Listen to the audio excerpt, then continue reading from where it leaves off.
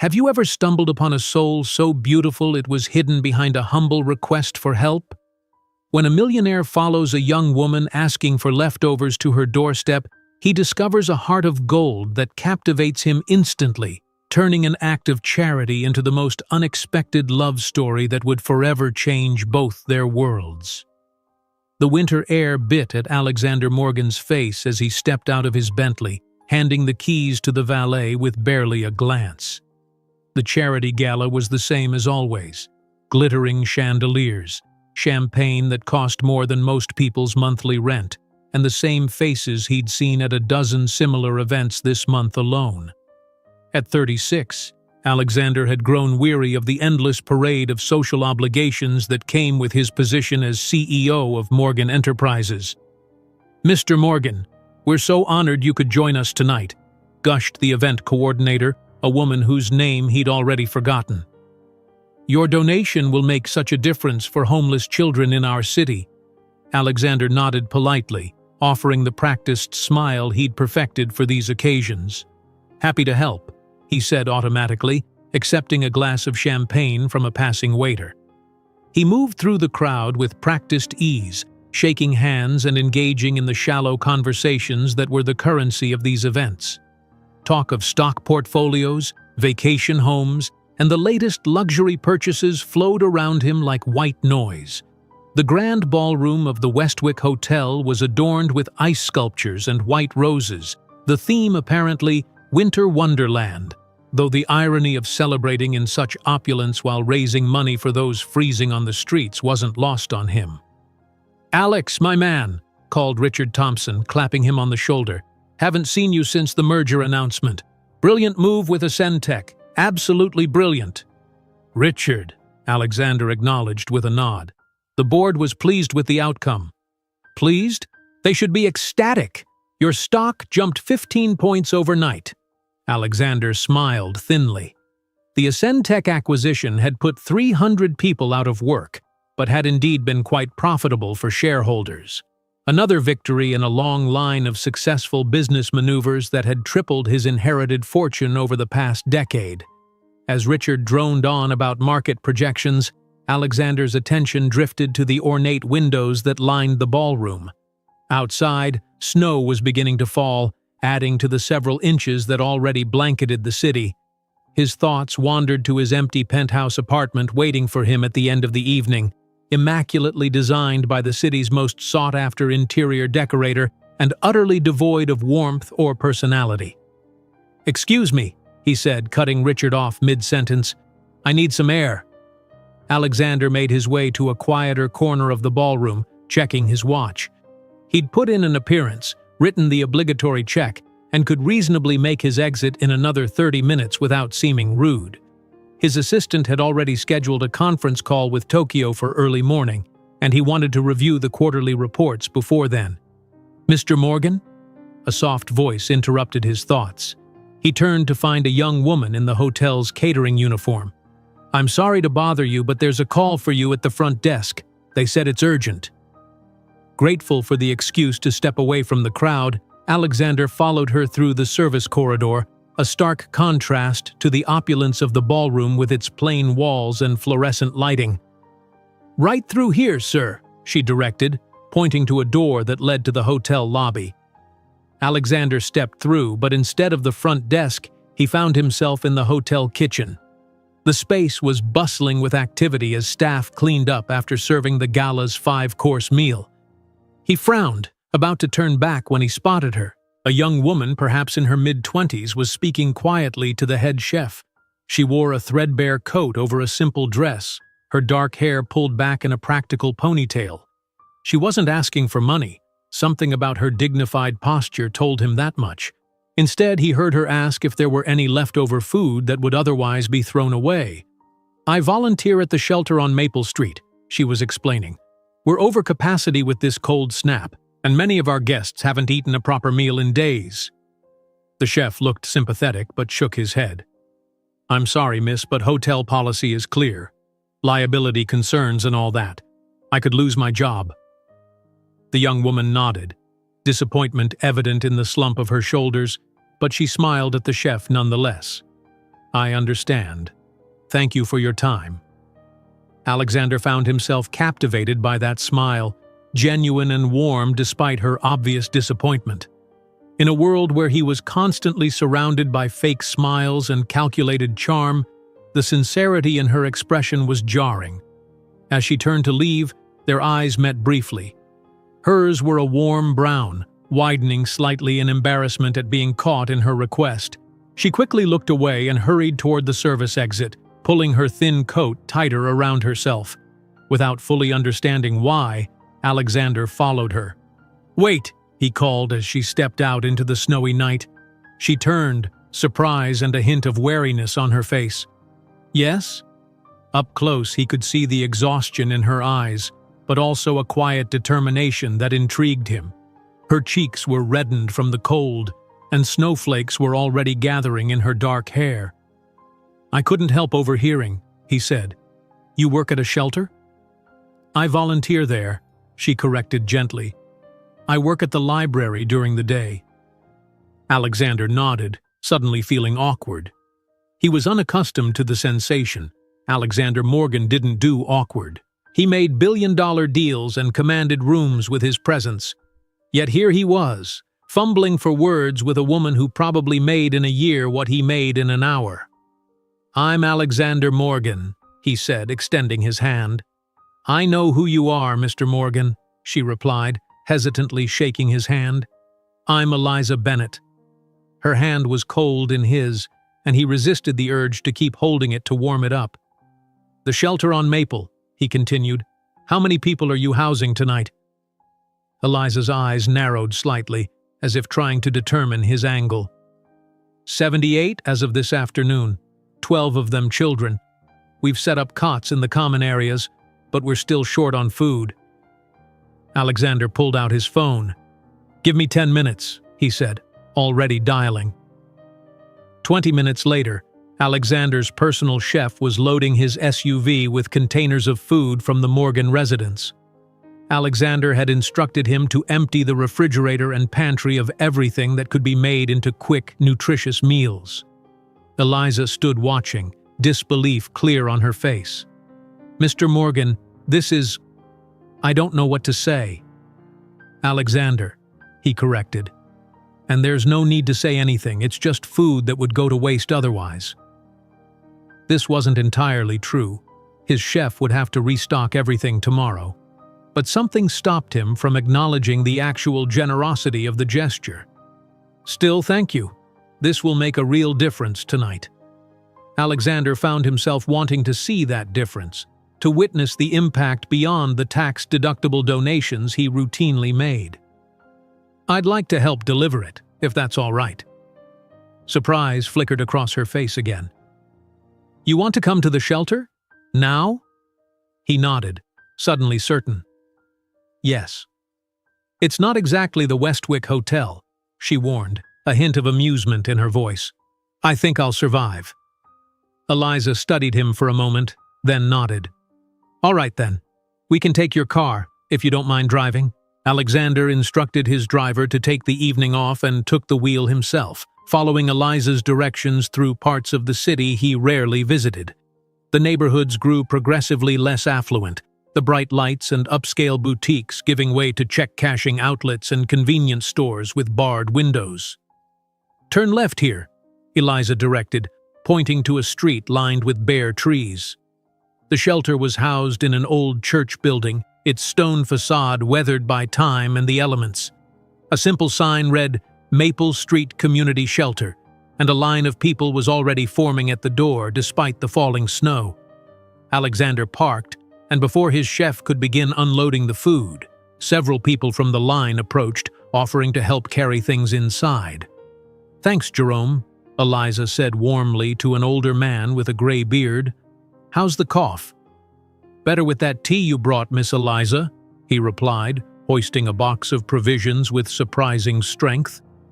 Alexander watched as Eliza greeted each person by name, asking specific questions about their health or circumstances.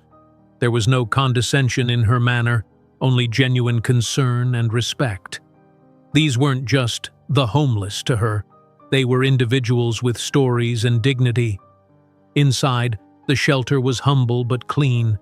Cots lined the walls of what had once been the church sanctuary, and a makeshift kitchen had been set up where the altar had probably stood. Every available space was filled with people seeking refuge from the bitter cold. "Everyone, we have a special delivery tonight," Eliza announced. "We'll have hot meals for everyone in about 20 minutes." A cheer went up from the assembled group, and Alexander felt a strange sensation in his chest. A warmth he couldn't recall experiencing at any of the lavish charity galas he'd attended, despite the millions he'd donated over the years. His chef, who had insisted on coming along, immediately took command of the kitchen area, working alongside shelter volunteers to prepare meals from the provisions they'd brought. "Your chef doesn't have to do that," Eliza said, appearing at Alexander's side. "Jean-Michel doesn't do anything he doesn't want to do," Alexander replied with a small smile. "I think he's enjoying the challenge." As they spoke, a small girl, perhaps 5 or 6 years old, approached Eliza and tugged on her coat. "Miss Eliza, is there going to be food for Rabbit too?" she asked, holding up a bedraggled stuffed bunny. Eliza knelt down to the child's level. "I think we can definitely arrange that, Sophie. Rabbit looks very hungry tonight." The girl nodded solemnly. "He didn't have breakfast or lunch." "Well, we can't have that, can we?" Eliza turned to Alexander. "Sophie, this is my friend Alexander. Alexander, this is Sophie and Rabbit." Alexander felt strangely touched at being called Eliza's friend. He crouched down awkwardly, unused to interacting with children. "Hello, Sophie.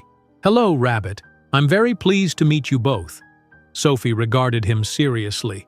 "Your coat looks very warm."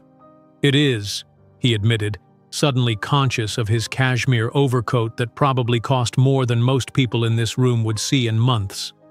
"Rabbit gets cold sometimes," Sophie continued, her eyes large and hopeful. Before he could overthink it, Alexander shrugged off his coat and wrapped it around the stuffed animal, leaving just the head poking out. "There. Now Rabbit can be warm while he waits for dinner." Sophie's face lit up with delight, and she hugged the coat-wrapped bunny to her chest. "Thank you, mister." As she skipped away, Alexander caught Eliza watching him with an expression he couldn't quite read. Surprise, certainly, but also something warmer. "That coat probably cost more than our monthly operating budget," she said quietly. Alexander shrugged, feeling strangely unbothered by the loss of the expensive garment. "I have others." For the next hour, Alexander found himself doing things he'd never done before, serving food, clearing plates, and listening to stories from people whose lives were so different from his own. An elderly man named Walter had been an engineer before a series of strokes left him unable to work. Jessica, a woman about his own age, had fled an abusive husband with nothing but the clothes on her back. Jerome, who had helped carry in the food, was a veteran who couldn't afford housing on his disability payments. Throughout it all, Eliza moved among them with natural grace, addressing each person's needs with a kindness that never felt patronizing. She knew everyone's story, their medical issues, their small victories. Alexander found his eyes drawn to her again and again, captivated by the quiet strength she radiated. It was nearly midnight when the last person had been fed and the temporary beds were all occupied. Alexander's chef had left with the driver who'd come to pick him up, leaving Alexander and Eliza alone in the shelter's small office. Alexander's Wednesday passed in a blur of meetings and conference calls. The Tokyo deal was proceeding as planned, another acquisition was being finalized, and his executive team presented quarterly projections that exceeded even his ambitious targets. By all accounts, it was a successful day. Yet as his driver took him home that evening, Alexander felt strangely detached from these accomplishments. His thoughts kept drifting to the shelter, to Sophie with her stuffed rabbit, to Walter, the former engineer, and most of all to Eliza with her warm eyes and genuine smile. "Sir, we've arrived," his driver announced, pulling him from his thoughts. Alexander looked up at his building, 60 floors of steel and glass, the penthouse offering panoramic views of the city and every luxury imaginable. For the first time, it felt less like a home and more like a showcase, designed to impress rather than comfort. Inside, he wandered the spacious rooms, noticing details he usually overlooked. The abstract paintings selected by his decorator held no personal meaning. The furniture, though exquisite, had been chosen for its aesthetic rather than comfort. Even the kitchen, with its professional-grade appliances, was barely used except by Jean-Michel when he came to prepare meals. Alexander opened his refrigerator, now restocked after last night's impromptu donation. It was filled with gourmet ingredients and premium beverages, enough to feed a small gathering. He thought of the shelter, where every morsel of food was stretched to its limit, and felt a twinge of discomfort at his own abundance. His phone chimed with a message from his assistant. Reminder, Carlyle Foundation dinner tomorrow, 7:30 p.m., black tie. The Carlyle event was one of the biggest charity galas of the season, attended by everyone who mattered in the city's elite circles. Alexander had been on the guest list for years, his generous donations ensuring him a prime table. Missing it would raise eyebrows and potentially affect business relationships. It was also at exactly the same time he had promised to volunteer at the shelter. Alexander stared at the message for a long moment, then made a decision that surprised even himself. He typed a quick reply. Send my regrets and the usual donation. I have a prior commitment. His assistant's response was immediate. Are you sure? The Carlyles specifically requested your presence. I'm sure, he replied, then set his phone aside before he could second-guess himself. Thursday arrived with a fresh blanket of snow and a nervous energy Alexander couldn't quite explain. He found himself checking the clock repeatedly throughout the day, rescheduling an afternoon meeting to ensure he would finish in time. At 5 o'clock, he dismissed his assistant, ignoring her curious glance at his early departure. In his private bathroom, he changed from his bespoke suit into dark jeans and a cashmere sweater, still expensive, but less conspicuous than his usual attire. Where to, sir? His driver asked as Alexander slid into the back seat. Maple Street Community Shelter, he replied, ignoring the man's surprised glance in the rearview mirror. The shelter looked different in the early evening light, less desperate somehow, though the line forming outside was already longer than it had been on Tuesday night. Alexander recognized a few faces from his previous visit, including Jerome, who nodded in recognition as he approached. Back again, Mr. Morgan? The older man asked, a hint of surprise in his voice. I told Eliza I'd help with dinner tonight, Alexander explained, feeling oddly like he needed to justify his presence. Jerome smiled, revealing a missing tooth. Miss Eliza has that effect on people. She makes you want to be better, you know? Alexander did know, though he wasn't ready to admit it aloud. He merely nodded and made his way inside, where the familiar smell of institutional cleaning products mixed with the aromas of cooking food. He found Eliza in the kitchen area, her hair tied back with a bandana as she stirred an enormous pot of what appeared to be chili. She wore faded jeans and a plain green sweater with the sleeves pushed up to her elbows, yet something about her presence made her stand out in the crowded space. You came, she said when she spotted him, surprise and pleasure mingling in her voice. I said I would, he replied simply. People say a lot of things, she countered with a small smile, especially to women asking for volunteers. Alexander felt a flicker of indignation at being lumped in with those who made empty promises, then realized he had no track record to suggest he was any different. I keep my word, he said instead. I'm beginning to see that, Eliza replied, handing him an apron. How are you at chopping onions? For the next hour, Alexander Morgan, whose signature appeared on documents worth billions, chopped vegetables, buttered bread, and followed Eliza's gentle directions in the crowded kitchen. His knife skills were clumsy compared to the practiced movements of the regular volunteers, but no one seemed to mind. You're new, observed an elderly woman who introduced herself as Gladys. First time volunteering? Second, actually, Alexander replied, surprised to realize he was counting Tuesday's impromptu visit. I'm still learning the ropes. Gladys nodded approvingly. Everyone starts somewhere. Been coming here myself for 8 years ever since my Harold passed.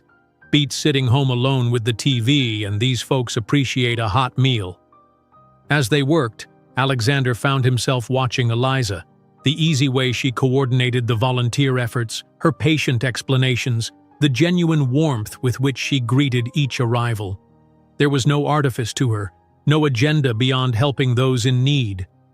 When dinner service began, Alexander was stationed at the serving line dishing out chili next to Eliza, who handled the bread and butter.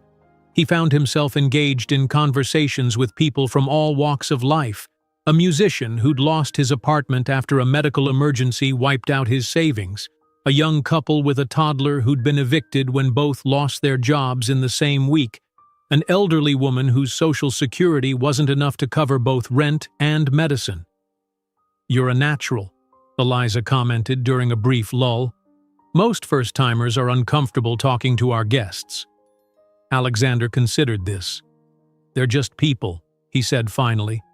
"Different circumstances, maybe, but still just people." Eliza's smile was warm with approval. "Exactly. That's what many don't understand." After dinner, while others cleared the tables, Eliza led Alexander to a corner where several children were gathered. "We try to provide some normalcy for the kids," she explained. "Games, books, homework help when needed." Sophie, the little girl from Tuesday night, spotted them and came running over. "Miss Eliza! Mr. Alex! Look, Rabbit is still warm." She proudly displayed the stuffed animal, still wrapped in Alexander's expensive coat, now considerably more rumpled. "That's wonderful," Alexander replied, crouching down to her level. "Is Rabbit feeling better after getting some food?" Sophie nodded solemnly. "He ate all his dinner, and Miss Eliza read us a story last night." "Would you like me to read another one tonight?" Eliza asked, gesturing to a small bookshelf. "Yes, please. Can Mr. Alex listen too?" Eliza glanced at Alexander, a question in her eyes. When he nodded, she selected a book and settled into a worn armchair. Sophie immediately climbed into her lap, and other children gathered around, sitting cross-legged on the floor. Alexander found himself sitting among them, oddly comfortable despite the unfamiliar situation. As Eliza began to read, giving each character a different voice and pausing to show the pictures, he watched the children's faces light up with delight.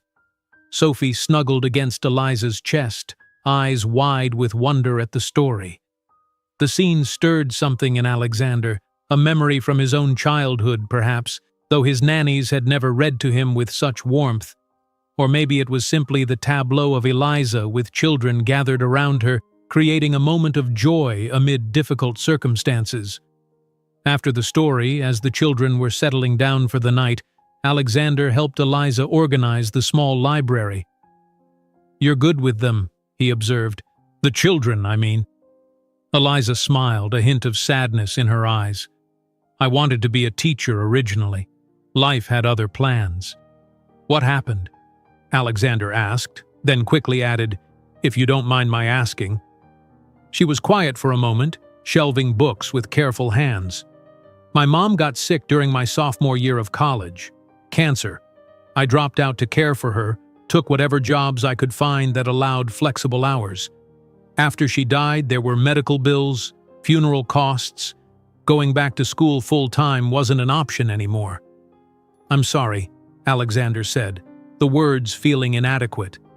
Eliza shrugged, but her casual gesture couldn't hide the pain that still lingered in her eyes. "It happens to a lot of people. One medical emergency, one job loss, one unexpected expense, and suddenly you're choosing between rent and food. I was lucky. I had skills, found decent jobs, managed to keep my apartment. Many aren't so fortunate." Alexander thought of the people he'd served dinner to tonight. How many of their stories began with similar unexpected crises? How thin the line was between stability and catastrophe for so many. "That's why you're getting your master's?" he asked. "To help change the system?" She nodded. "Social services are underfunded and overwhelmed. The people working in the system burn out because they're trying to address massive structural problems with band-aid solutions. I want to work on policy change, advocate for better support systems." "Ambitious," Alexander said again, but this time with genuine admiration rather than surprise. "Someone has to try," she replied simply. As the evening wound down and the shelter settled into its nighttime routine, Alexander found himself reluctant to leave.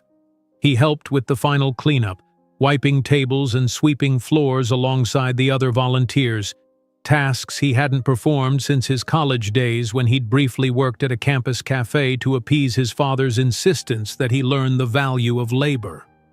"Same time next week?" Gladys asked as she pulled on her coat, addressing both Alexander and Eliza. Before Alexander could respond, Eliza interjected, "Alexander was just helping out tonight. I'm sure he has many other commitments." There was no pressure in her tone, just a pragmatic acknowledgement of reality. She didn't expect him to return, and why would she? Men like him dropped in for photo opportunities and tax write-offs, not regular volunteer shifts.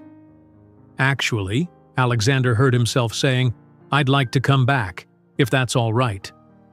Eliza's surprise was evident, but she recovered quickly. "Of course, we can always use the help." Outside, the temperature had dropped further, and fresh snow was beginning to fall.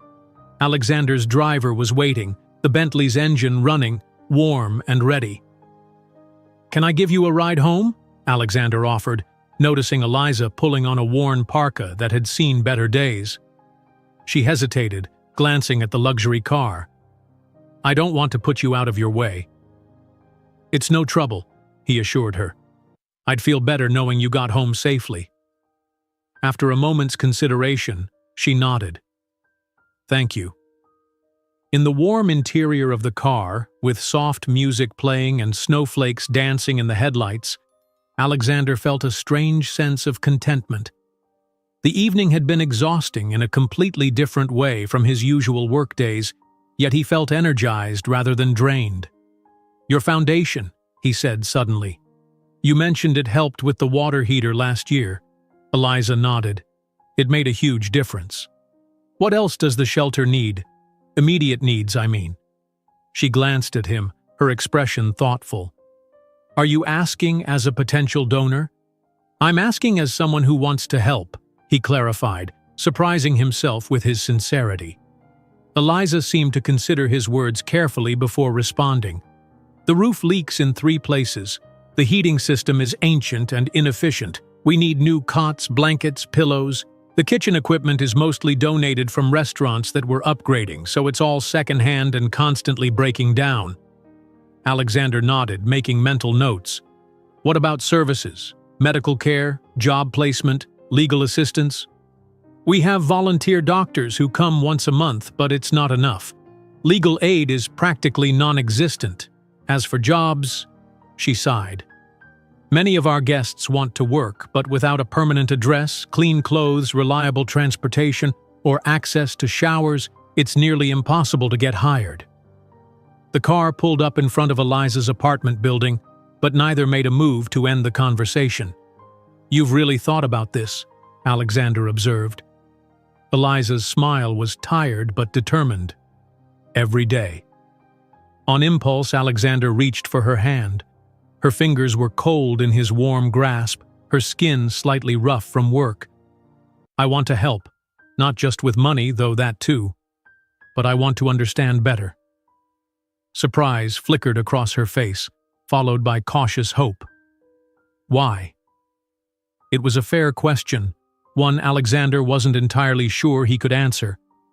Why did this matter to him suddenly, after years of writing checks without a second thought? "Because it matters," he said finally. "Because you've shown me that it matters."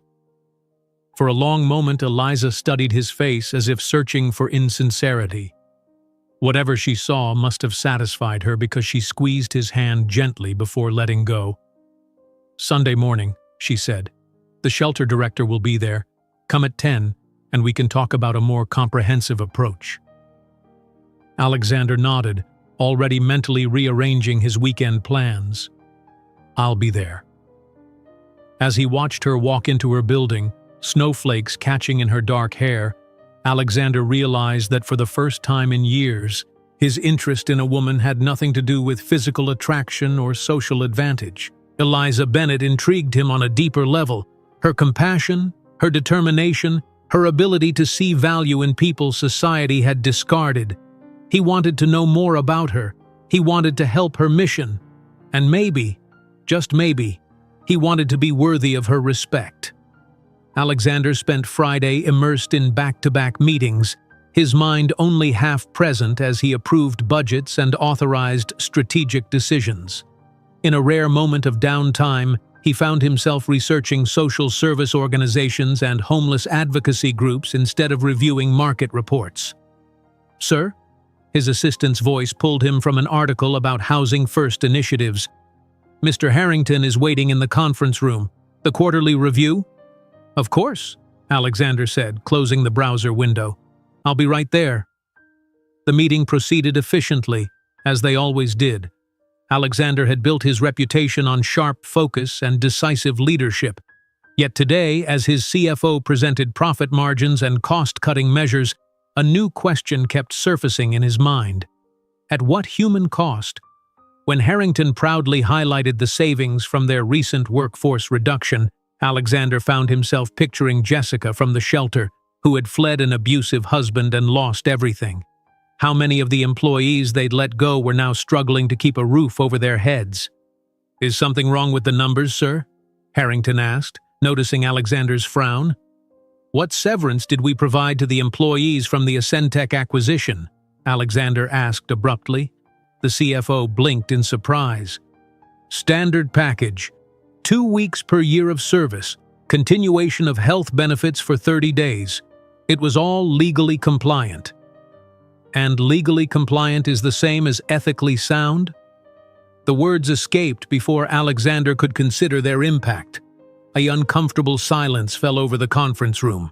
His executive team exchanged glances, clearly confused by this deviation from their CEO's usual pragmatic approach.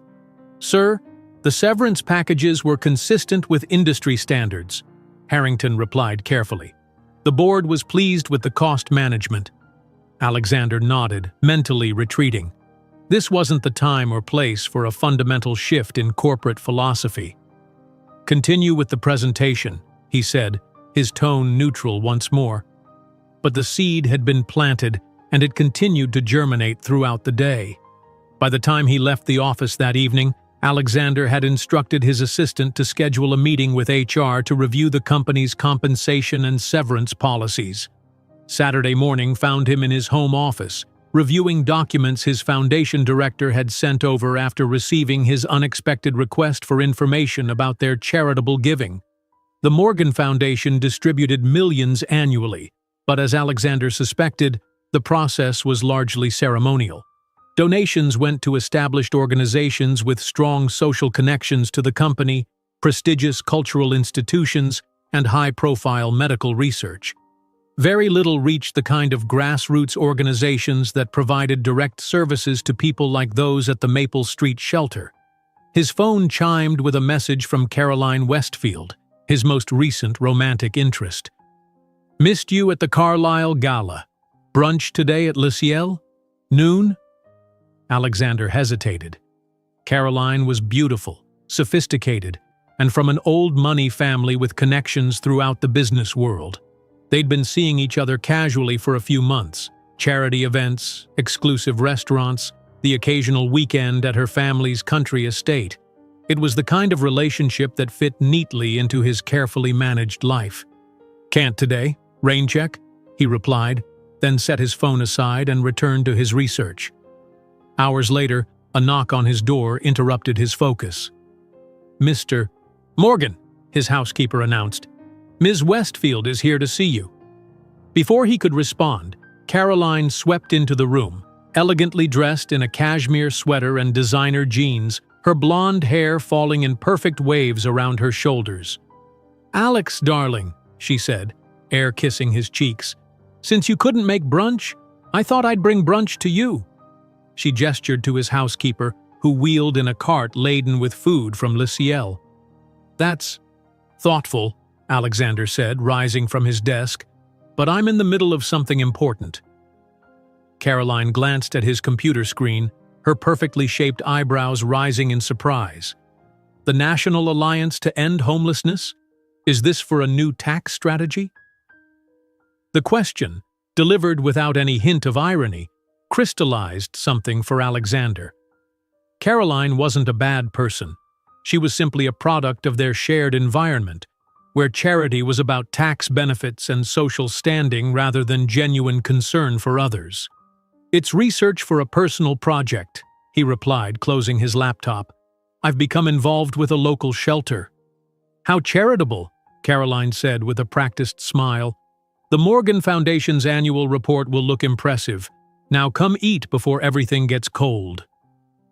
Alexander followed her to the dining room, where his housekeeper had already set the table with fine china and crystal. As Caroline chatted about the Carlisle Gala and the latest social gossip, Alexander found himself increasingly distracted. The elaborate brunch she'd brought, truffle omelets, imported pastries, expensive champagne, could have fed dozens at the shelter. Alex, you're a million miles away, Caroline said eventually, setting down her champagne flute. What's going on with you? First you missed the Carlisle event, now you're researching homeless charities? Did someone on the board say something? No, nothing like that, Alexander assured her. I've just been thinking about the impact of my wealth, about responsibility. Caroline's expression softened. Darling, you're one of the most generous men in the city. Your foundation gives millions every year. But to what effect? He challenged gently. How much of it actually helps people who need it most? That's not really the point, is it? She replied, looking genuinely confused. Philanthropy is about legacy, about influence, your name on hospital wings and university buildings. It was the answer Alexander expected, the one he would have given himself a week ago. Now it felt hollow. The rest of brunch passed in strained conversation, with Caroline increasingly frustrated by Alexander's distraction. When she finally left, extracting a promise that he would attend the Symphony Gala the following weekend, Alexander felt relief rather than regret. Sunday morning arrived bright and clear, the snow from previous days melting under a brilliant winter sun. Alexander dressed casually again, opting for a simple button-down shirt and chinos under his wool coat. This time he drove himself, enjoying the rare freedom from his driver's watchful presence. The shelter looked different in daylight, shabbier with peeling paint and cracked concrete steps, but somehow more real than the pristine spaces he usually occupied. Inside, the main room had been transformed from sleeping quarters back into a community space, with tables and chairs arranged for the day's activities. Eliza was at the front desk, deep in conversation with an older woman whose gray hair was pulled back in a no-nonsense bun. She wore reading glasses on a chain around her neck and was gesturing emphatically as she spoke. "The city's cutting our funding again," the woman was saying as Alexander approached. "We'll have to reduce meals or cut back on overnight capacity." "We'll figure something out, Martha," Eliza replied, her voice steady despite the worry evident in her expression. "We always do." "Ah, you must be Mr. Morgan," the older woman said, noticing Alexander. "I'm Martha Greenwood, director of this fine establishment such as it is." Her handshake was firm, her assessment direct as she looked him up and down. "Eliza tells me you're interested in more than a tax write-off." "Martha," Eliza admonished gently. "It's all right," Alexander assured her, meeting Martha's gaze evenly.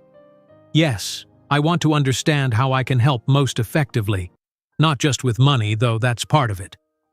Martha's expression softened slightly. "Well, in that case, let's talk in my office. It's not much, but it's private." The director's office turned out to be a converted supply closet, barely large enough for a desk and 3 chairs. Papers were stacked in precarious piles and an ancient computer hummed loudly in the corner. It was a far cry from Alexander's spacious executive suite with its floor-to-ceiling windows and custom furniture. For the next hour, Martha outlined the shelter's operations, finances, and challenges, with the no-nonsense efficiency of someone who had been fighting the same battles for decades.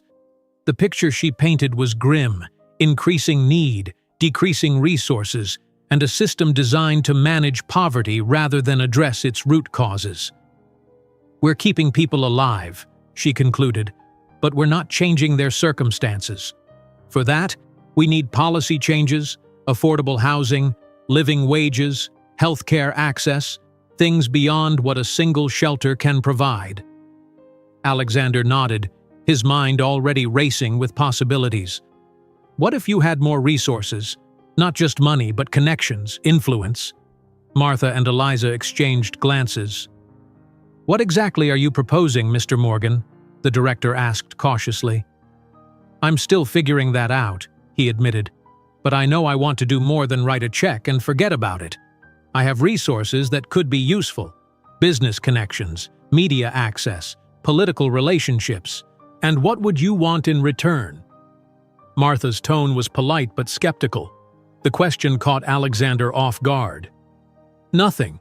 I just want to help." "Forgive an old woman's cynicism, Mr. Morgan, but in my experience, wealthy people rarely get involved with places like this unless they want something: publicity, political capital, or personal redemption." Alexander considered this, appreciating her frankness.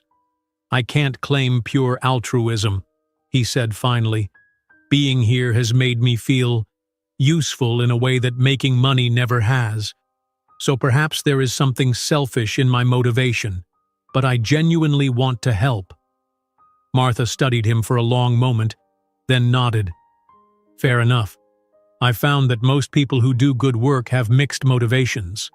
The important thing is that the work gets done."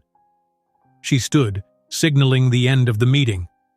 "I have a mountain of paperwork to tackle, but Eliza can show you around, introduce you to more of our regulars. Getting to know the people we serve is the best education." After Martha returned to her paperwork, Eliza led Alexander through the shelter, introducing him to volunteers and guests who were spending the day indoors. He met a former teacher who'd lost his home after a stroke left him partially paralyzed, a young woman studying for her GED between shifts at a fast food restaurant, and a family of 4 who'd been living in their car until winter weather made that impossible. Each person had a story, and each story challenged Alexander's preconceptions about homelessness. These weren't people who had failed due to poor choices or lack of effort. They were victims of a system that provided no safety net when crisis struck. "How do you not get overwhelmed?" Alexander asked Eliza as they stepped outside for a moment of fresh air. "Knowing you can't solve all of these problems?" Eliza leaned against the railing of the shelter's small porch, her breath visible in the cold air. "I focus on what I can do today, right now. Maybe I can't change the system overnight, but I can make sure someone has a warm meal and a safe place to sleep. I can help someone fill out a job application or navigate the benefits system. Small victories add up." Alexander nodded, struck by her practical wisdom. "I've spent my career thinking about large-scale impact, market share, global expansion, quarterly growth. It's strange to think about impact on an individual level."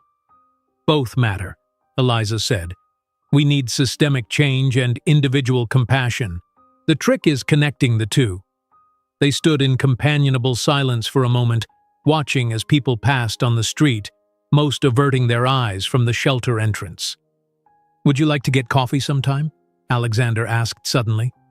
"Outside of the shelter, I mean, just to talk." Eliza turned to him, surprise evident in her expression. "Are you asking me on a date, Alexander Morgan?" "I'm asking to get to know you better," he clarified, feeling uncharacteristically uncertain. "In whatever context you're comfortable with." She studied him for a moment, her expression thoughtful. "Coffee as friends and fellow volunteers," she said finally. "I think that would be nice." It wasn't quite what he'd hoped for, but Alexander found himself smiling nonetheless. "Coffee as friends, then. Tomorrow after your shift at the library?" Eliza nodded.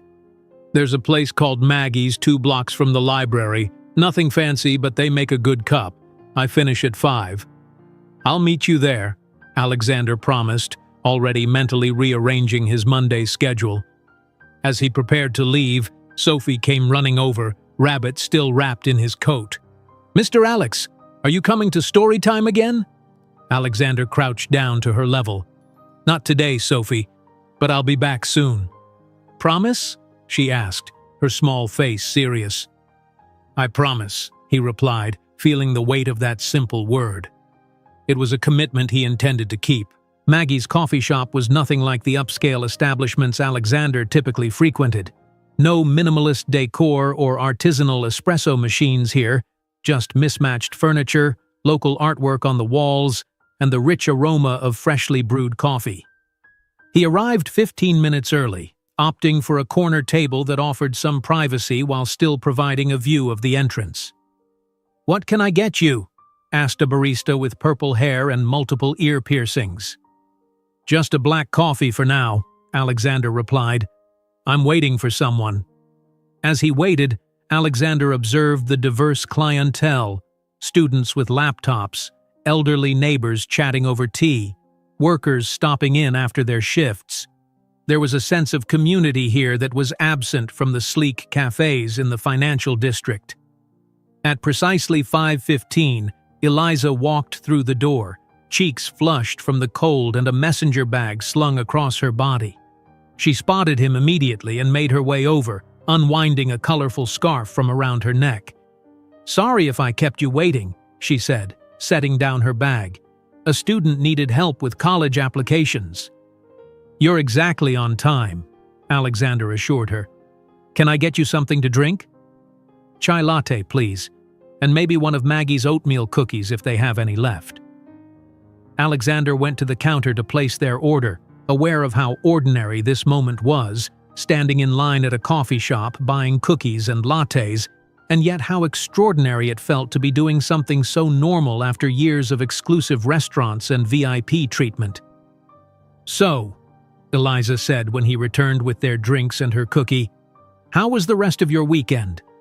Alexander thought of his strained brunch with Caroline and the hours spent researching social service organizations. "Educational," he said finally.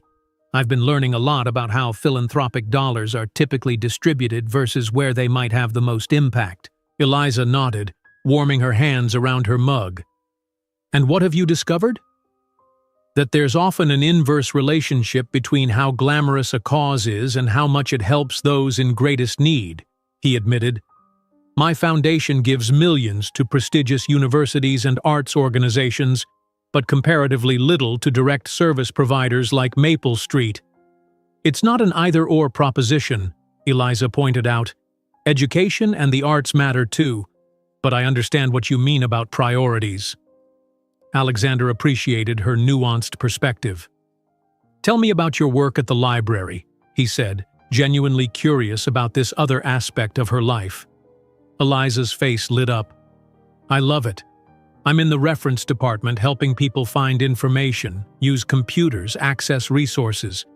Many of our patrons don't have internet at home, so we help with job applications, government forms, school research. It's meaningful work." "You seem to have a talent for meaningful work," Alexander observed. She smiled, a hint of self-deprecation in her expression. "I have a talent for underpaid work, according to my father. He thinks I'm wasting my potential." "What would he prefer you do?" "Law school was his dream for me. He's an attorney himself. Corporate law, very successful. My mother was the idealist in the family." Alexander was surprised by this glimpse into her background. "I assumed, perhaps unfairly, that you came from more modest circumstances." "Because I work at a library and volunteer at a homeless shelter?" Eliza asked, her tone gently teasing. "My parents were solidly upper-middle class. Good schools, comfortable home, college fund. I had advantages many don't." "Then why?" Alexander began, then stopped himself, realizing his question might sound judgmental. "Why am I not pursuing a more lucrative career?" Eliza finished for him. "Because I measure success differently. My mother taught me that we have a responsibility to use our privileges to help others. She was a public defender before she got sick." Alexander nodded, thinking of his own parents. His father had taught him that success was measured in acquisitions and profit margins. His mother, though kind in her own way, had been more concerned with social standing than social justice. "What about you?" Eliza asked. "Did you always want to run Morgan Enterprises?" "It was expected," Alexander replied honestly. "The company has been in my family for 3 generations. My father groomed me from childhood to take over someday. And if you hadn't been born into that responsibility, what would you have chosen?" The question caught him off guard. No one had ever asked him that before, and he realized he'd never seriously considered an alternative path. "I'm not sure," he admitted. "I was always good with numbers, with strategy. Maybe finance still, but perhaps in a different context. International development, perhaps." Eliza smiled. "I can see that. You have a mind for systems and logistics." "What makes you say that?" "The way you assessed the shelter's needs. Very methodical, looking for leverage points and inefficiencies. Most people just see the immediate problems, but you were mapping connections." Alexander was surprised and oddly touched by her observation. "Most people see the ruthless businessman," he said quietly. "Are they wrong?" Eliza challenged gently. He considered the question seriously. "Not entirely. I've made decisions based on profit rather than people. I've prioritized shareholder value over worker welfare. I've been strategic in ways that probably seem cold to those on the receiving end. And now? Now I'm questioning those priorities," he admitted. "Not rejecting them entirely. Efficient businesses create value and jobs, but questioning the balance." Eliza nodded, seeming to appreciate his honesty. "That's a significant shift in perspective. Prompted by a chance encounter with a woman looking for leftover food," Alexander said with a small smile. "The universe works in mysterious ways," Eliza replied, returning his smile.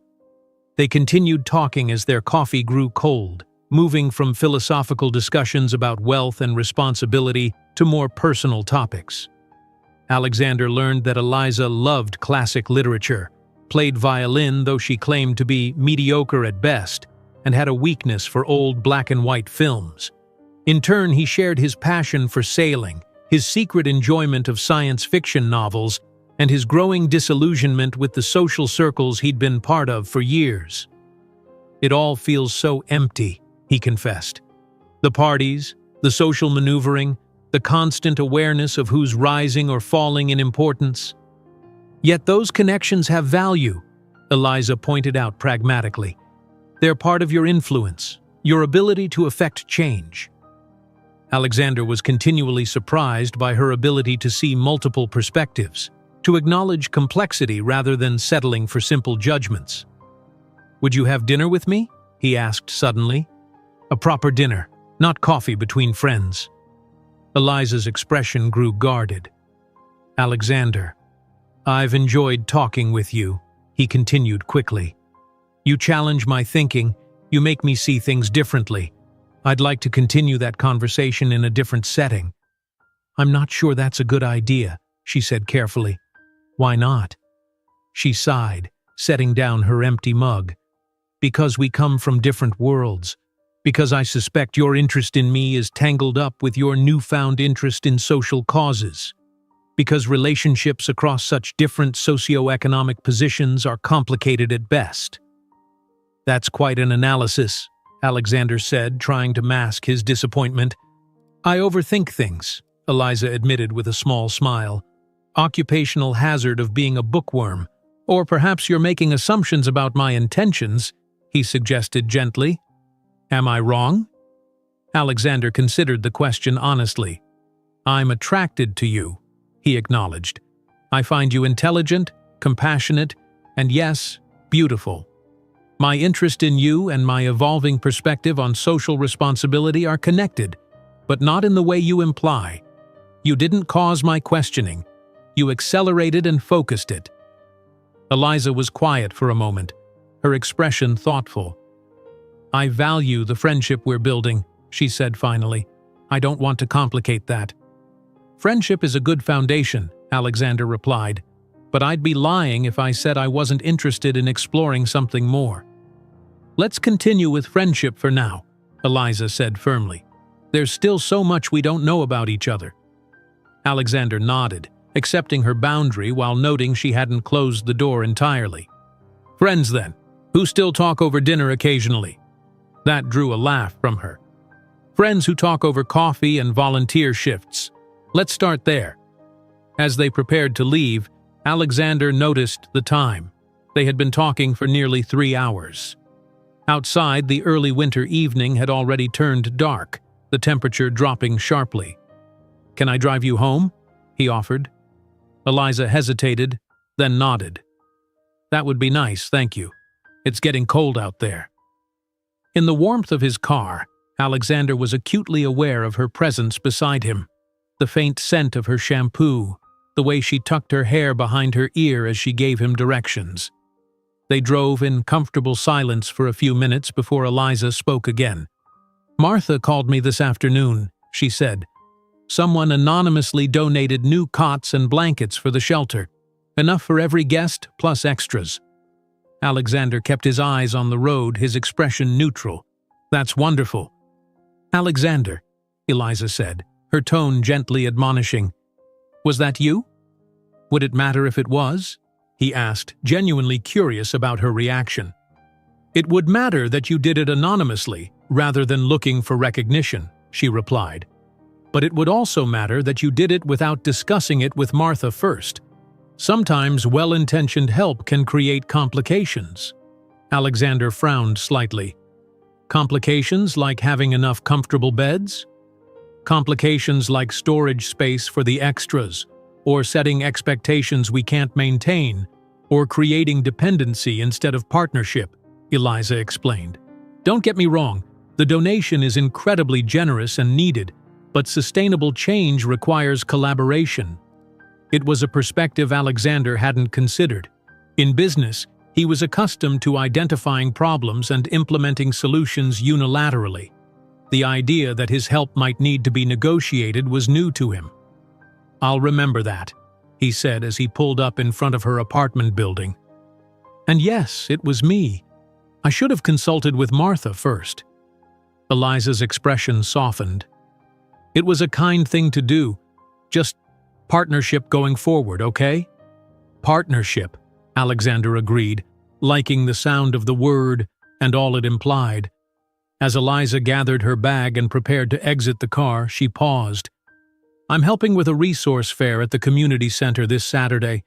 Various organizations will be there to connect people with housing assistance, job training, healthcare, legal aid, all the services that are hard to access when you're in crisis. If you're interested in seeing more of the system at work, you'd be welcome to join me.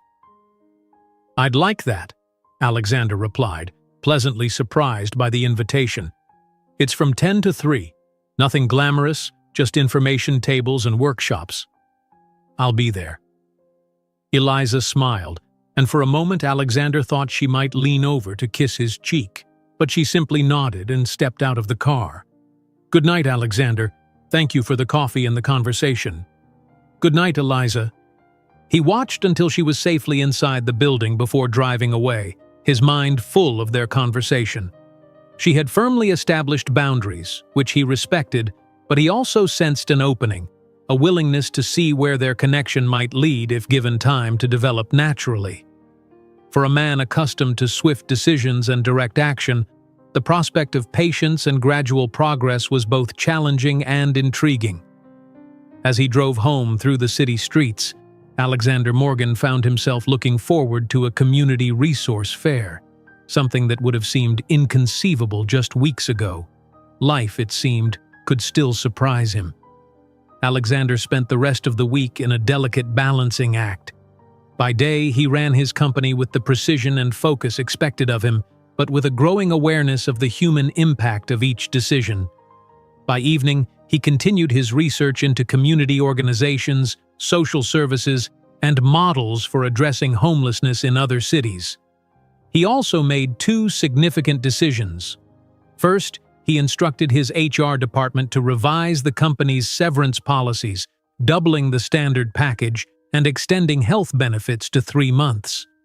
When his CFO objected to the increased costs, Alexander simply said, "Consider it an investment in our corporate reputation," knowing this framing would be more palatable to the board than any appeal to moral responsibility. His second decision was more personal. After reviewing the foundation's giving patterns, he scheduled a meeting with its director to discuss a strategic realignment of priorities. The meeting had been contentious, with the director arguing that smaller direct service organizations required more oversight and offered less prestige than their traditional beneficiaries. "I'm not suggesting we abandon our current partners," Alexander had explained patiently, "but I want a more balanced portfolio that includes organizations addressing immediate needs as well as those focused on long-term cultural and educational goals." By Friday evening, both initiatives were underway, though neither would show immediate results. It was a start, Alexander thought as he left the office, but only that, a start. Saturday morning arrived clear and cold. Alexander dressed in what he hoped was appropriately casual attire: dark jeans, a sweater over a button-down shirt, and a wool blazer. Professional enough to be taken seriously, but not so formal as to create distance from those he might meet. The community center was housed in an aging municipal building that had clearly seen better days. Inside, the gymnasium had been transformed into a resource fair, with folding tables arranged in neat rows, each staffed by representatives from various organizations. Handmade signs indicated the services offered: housing assistance, employment resources, healthcare, legal aid, food security, and more. Alexander scanned the crowd, looking for Eliza. He spotted her at a table near the entrance, organizing stacks of pamphlets and chatting with an elderly woman who appeared to be in charge of the sign-in sheet. She wore simple black pants and a blue sweater, her dark hair pulled back in a practical ponytail, yet she somehow stood out in the bustling room. She smiled when she saw him approach, the simple gesture warming him more than it should. "You made it," she said, sounding pleasantly surprised. "I said I would," he reminded her, echoing their earlier conversation. "So you did." She turned to the elderly woman beside her. "Gloria, this is Alexander Morgan, the volunteer I mentioned. Alexander, this is Gloria Washington, the center's volunteer coordinator and the real force behind this event." "Don't you believe that for a minute," Gloria said, shaking Alexander's hand firmly. "This one right here has been working for weeks to get organizations to participate. Speaking of which, Eliza, the dental clinic just arrived and needs help setting up their screening station." "I'll go help them," Eliza said. "Alexander, would you mind helping Gloria with the check-in table for a bit? She can explain how everything works." Before he could respond, Eliza was off, weaving through the growing crowd toward the far end of the gymnasium. "First time at one of these?" Gloria asked, gesturing for Alexander to take the seat next to her. "Is it that obvious?" he asked ruefully. Gloria chuckled. "Only to someone who's been doing this for 30 years. Don't worry, you'll catch on quick. It's mostly common sense and basic human decency." For the next hour, Alexander helped welcome people to the resource fair, explaining the layout and directing them to services that might address their specific needs. It was remarkably similar to hosting a business conference, he realized, making people feel welcome, ensuring they connected with the right resources, facilitating introductions when necessary. The people themselves, however, were vastly different from those at business events. A young mother with 3 children under 5, searching for affordable childcare options. An elderly man recently discharged from the hospital, trying to navigate Medicare coverage for home health services. A teenager who had aged out of foster care, looking for housing and educational support. Each person's story was unique, yet shared common themes of systems too complex to navigate alone, resources stretched too thin, and safety nets with gaping holes. "You're good at this," Gloria commented during a brief lull. "You listen. Many don't." "I'm learning a lot," Alexander admitted, "about how complicated it all is." Gloria nodded sagely. That's the first lesson. There are no simple solutions, no matter what politicians or pundits might claim. When Eliza returned to check on them, Gloria shooed them both away. "Go on, give him the tour," she insisted. "I've got this covered." Eliza led Alexander through the fair, introducing him to representatives from various organizations and explaining how they fit into the broader social service landscape. "The system is fragmented by design," she explained as they walked. "Each organization has specific funding streams, eligibility requirements, service areas. It puts the burden on people in crisis to navigate a maze of bureaucracy just to meet basic needs." "It's inefficient," Alexander observed, thinking of how his company would approach such a system. "Incredibly so," Eliza agreed. "And that's before you factor in the transportation challenges, documentation requirements, and time constraints most clients face." They stopped at a table staffed by a tired-looking woman in her 50s. "Eliza, perfect timing," she said. "I need to step out for a moment. Can you watch the table?" "Of course, Diane," Eliza replied. "This is my friend Alexander." "Alexander, Diane runs the emergency housing program at Community Action Partners." As Diane hurried off, Eliza settled behind the table, gesturing for Alexander to join her. "This is one of the most important resources here," she explained. CAP manages emergency hotel vouchers for families who can't get into shelters, rental assistance for those at risk of eviction, and housing search support. "What happens when someone approaches the table?" Alexander asked, noting the stacks of forms and brochures. "We do a quick assessment of their situation, determine which programs they might qualify for, and start the application process," Eliza explained. "The hard part is that resources are always limited. Diane has to turn away more people than she can help." As if on cue, a young couple with a toddler approached the table. The woman was visibly pregnant, perhaps 7 months along, while the man carried their child, a boy of about 2 who was contentedly playing with a small toy truck. "We heard you might be able to help with housing?" the woman asked hesitantly. "I can certainly provide information about the options," Eliza replied warmly. "I'm Eliza, and this is Alexander. We're volunteers today. Can you tell me a bit about your situation?" The couple exchanged glances before the man spoke. "I'm James. This is my wife Sarah and our son Noah. We've been staying with Sarah's cousin, but her landlord found out and said we have to leave by Monday or they'll all be evicted. With the new baby coming, we're kind of desperate." "Are both of you working?" Eliza asked gently. Sarah nodded. "I'm on maternity leave from the hospital. I'm a nursing assistant. James works construction, but it's slow in winter." "We've been saving for an apartment," James added quickly. "But most places want first and last month's rent plus security deposit. That's over $3,000 we don't have yet." Alexander listened as Eliza skillfully gathered more information about their income, rental history, and support network.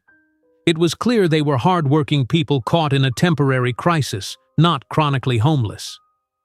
"The emergency hotel voucher program might be a good fit for your family," Eliza said, pulling out a form. "It would give you a safe place to stay while you continue saving for an apartment. The program also includes housing search assistance." As Eliza helped them complete the application, Alexander entertained little Noah, who had grown restless. He found himself genuinely charmed by the boy's enthusiasm for his toy truck and imaginative stories about where it was going. "Truck go to work," Noah explained seriously. "Like Daddy." "That's right," James said, ruffling his son's hair. "Daddy's truck takes him to work." When the application was complete, Eliza explained the next steps. "Diane will review this when she returns and call you this afternoon. The program has limited vouchers available, so I can't promise anything, but your family seems to meet the criteria." Sarah's eyes filled with tears.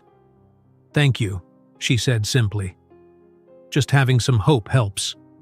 After they left, Alexander turned to Eliza. "What are their chances, really?" 50-50, she admitted. "Diane might have 2 or 3 vouchers available this week, and she'll get at least a dozen qualified applications today." "So it's basically a lottery," Alexander said, frowning. "Their housing depends on luck." Welcome to the reality of under-resourced social services. Eliza replied, her tone matter-of-fact rather than bitter. This is why I'm studying policy. We need systemic changes, not just more band-aids. Alexander nodded, his mind already calculating what it would cost to fund additional hotel vouchers. But Eliza's earlier words about partnership rather than unilateral action gave him pause. If someone wanted to help expand the voucher program, he asked carefully, what would be the most effective approach? Eliza gave him a knowing look. Hypothetically speaking? Of course. Hypothetically, one might approach CAP about establishing a matching fund for their emergency housing program, perhaps offering to match their current budget, effectively doubling the number of families they could serve. And would such a hypothetical offer be welcomed? It would be welcomed with careful consideration, Eliza replied. CAP would want to ensure the funding was sustainable, not just a one-time infusion that would leave them struggling when it ran out. Alexander nodded, filing away this insight for future reference. The rest of the day passed quickly as Alexander continued to help at various tables, observing the intricate dance of social service provision. He met dedicated professionals working with limited resources, volunteers giving their time and energy, and clients navigating complex systems with remarkable resilience. By mid-afternoon, he had shed his blazer, rolled up his sleeves, and was helping distribute lunches to attendees. It was simple work, handing out sandwiches, fruit, and bottles of water, yet he found it oddly satisfying to directly meet a basic need, however temporarily. "You've impressed Gloria," Eliza said, appearing beside him with a stack of napkins. "She says you're a natural." Alexander smiled, pleased by the compliment. "I'm just following instructions. Don't sell yourself short. Many people in your position would have found this whole scene beneath them."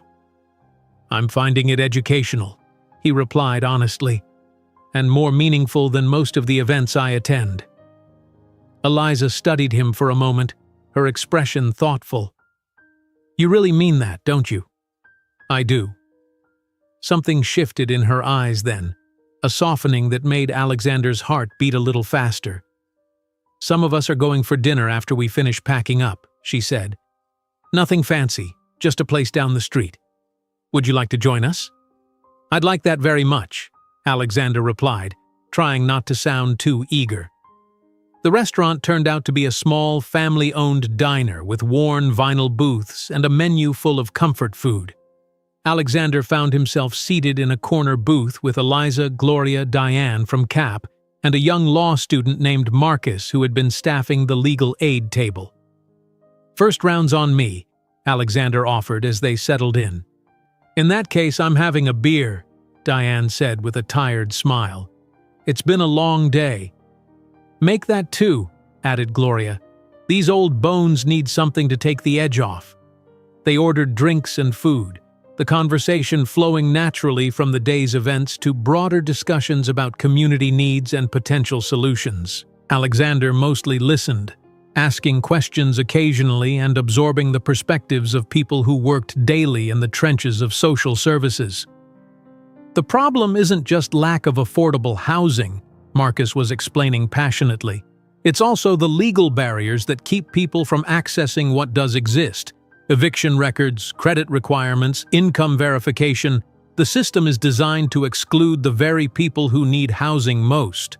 And even when people qualify for assistance, the wait lists are years long," Diane added. "The average wait time for a Section 8 voucher in this city is 6 years. 6 years. What are families supposed to do in the meantime?" Alexander found himself deeply engaged in the conversation, contributing insights from his business perspective while respecting the expertise around the table. "It sounds like we need both immediate relief and long-term structural changes," he observed. "Emergency support for those in crisis now, while working toward policies that prevent the crises in the first place." "Exactly," Eliza said, her eyes bright with conviction. "And we need both public and private sector involvement. Government alone can't solve this, but neither can philanthropy or nonprofits." As the evening progressed, Alexander realized he felt more comfortable in this worn diner with these passionate advocates than he had at any society event in recent memory. There was an authenticity to the conversation, a genuine commitment to making a difference rather than just talking about it. When the check came, Alexander insisted on paying despite protests from the others. "Please," he said. "It's the least I can do after everything I've learned today."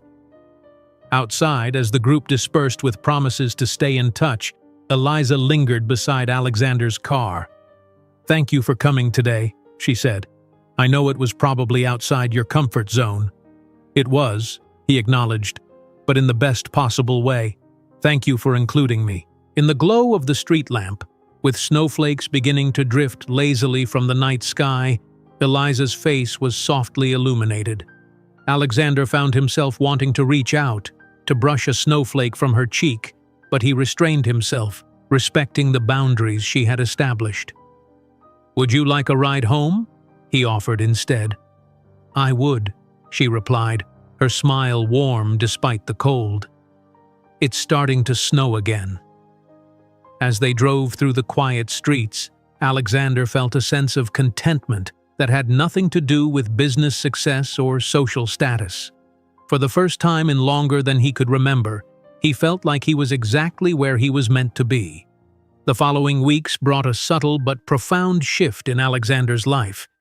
His days remained filled with the demands of running Morgan Enterprises, but his evenings and weekends increasingly revolved around Maple Street Shelter and, by extension, Eliza. He established a regular volunteer schedule, Thursday evenings and Sunday afternoons, and found himself looking forward to these hours more than any business success. The shelter guests knew him now, greeting him by name, sharing their small victories and setbacks. Sophie and Rabbit had become particular favorites, the little girl often saving a spot for him during story time.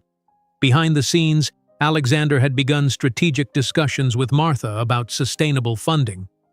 True to Eliza's advice, he approached these conversations as partnerships rather than top-down charity. "We don't just need a bigger budget," Martha explained during one such meeting in her cramped office. "We need predictable multi-year funding that allows us to plan and grow. One-time donations help with immediate needs, but they don't build capacity." Alexander nodded, taking notes. "What would it look like if money wasn't the primary constraint? If you could design the ideal support system for your clients?" Martha's eyes lit up at the question. For the next hour, she outlined her vision, a comprehensive approach that included emergency shelter, transitional housing, case management, mental health services, job training, and permanent affordable housing options. Essentially, a continuum of care, Alexander summarized, with multiple entry points based on individual needs, but a coordinated pathway to stability. "Exactly," Martha agreed. "The problem is that funding streams are siloed. Housing dollars can't pay for mental health, job training grants can't cover childcare, and everyone wants measurable outcomes within unrealistic timeframes." "What if a private foundation took a different approach?" Alexander asked. "Providing flexible, long-term funding focused on holistic outcomes rather than narrow metrics?" Martha gave him a shrewd look. "Are we speaking hypothetically, Mr. Morgan?" "Not entirely," he admitted. "I'm in the process of restructuring my foundation's priorities. I'd like Maple Street to be part of that conversation." "Along with other organizations in the housing and homelessness sector?" Alexander nodded. "A collaborative approach, addressing different pieces of the puzzle." Martha leaned back in her chair, regarding him thoughtfully. "You're serious about this?" "I am." "May I ask why?" "Don't misunderstand. I'm grateful, but this level of engagement is unusual from someone in your position." Alexander considered the question carefully. "I've spent my career accumulating wealth and influence without much thought to how I might use those resources for meaningful change. That no longer feels sufficient." "And Eliza's influence has nothing to do with this newfound social conscience?" Martha asked, her tone gently teasing. Alexander felt a flush creep up his neck. "Eliza has certainly been illuminating," he acknowledged. But this isn't about impressing her. It's about the responsibility that comes with privilege. Well, whatever your motivation, I'm not too proud to say we need the help, Martha said pragmatically. But I'd suggest talking to Eliza about this foundation restructuring. She has a solid understanding of the broader landscape and which organizations might make good partners. I'll do that, Alexander promised, already looking forward to the conversation. The opportunity came sooner than expected. That evening, as Alexander was helping clean up after dinner service, Eliza approached him with an unexpected question. "Are you free tomorrow night?" she asked, wiping her hands on a dish towel. Alexander's heart quickened at the possibility that she was finally asking him out. "I am," he replied, trying to keep his tone casual. "There's a fundraising gala for the city's Legal Aid Society," she explained. "My father serves on their board and always buys a table. My mother usually attends with him, but she's not feeling well. He asked if I could find someone to fill the empty seat." "And you thought of me?" Alexander asked, surprised by this glimpse into Eliza's other world. "You mentioned you've been restructuring your foundation's giving," she said pragmatically. "Legal aid is an important piece of the safety net for low-income people. I thought you might be interested in learning more about their work." "I would be," Alexander agreed, though he couldn't help feeling a twinge of disappointment that her invitation was professionally motivated. "What time?" 7 o'clock at the Meridian Hotel. It's black tie," she added, a hint of apology in her voice. "I know it's short notice." "I happen to own a tuxedo," Alexander replied with a small smile. "Shall I pick you up?" Eliza hesitated, then nodded.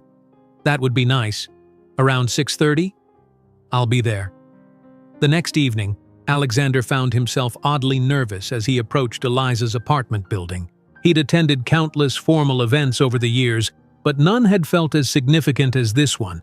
His first opportunity to see Eliza in her family context, to be introduced to her father.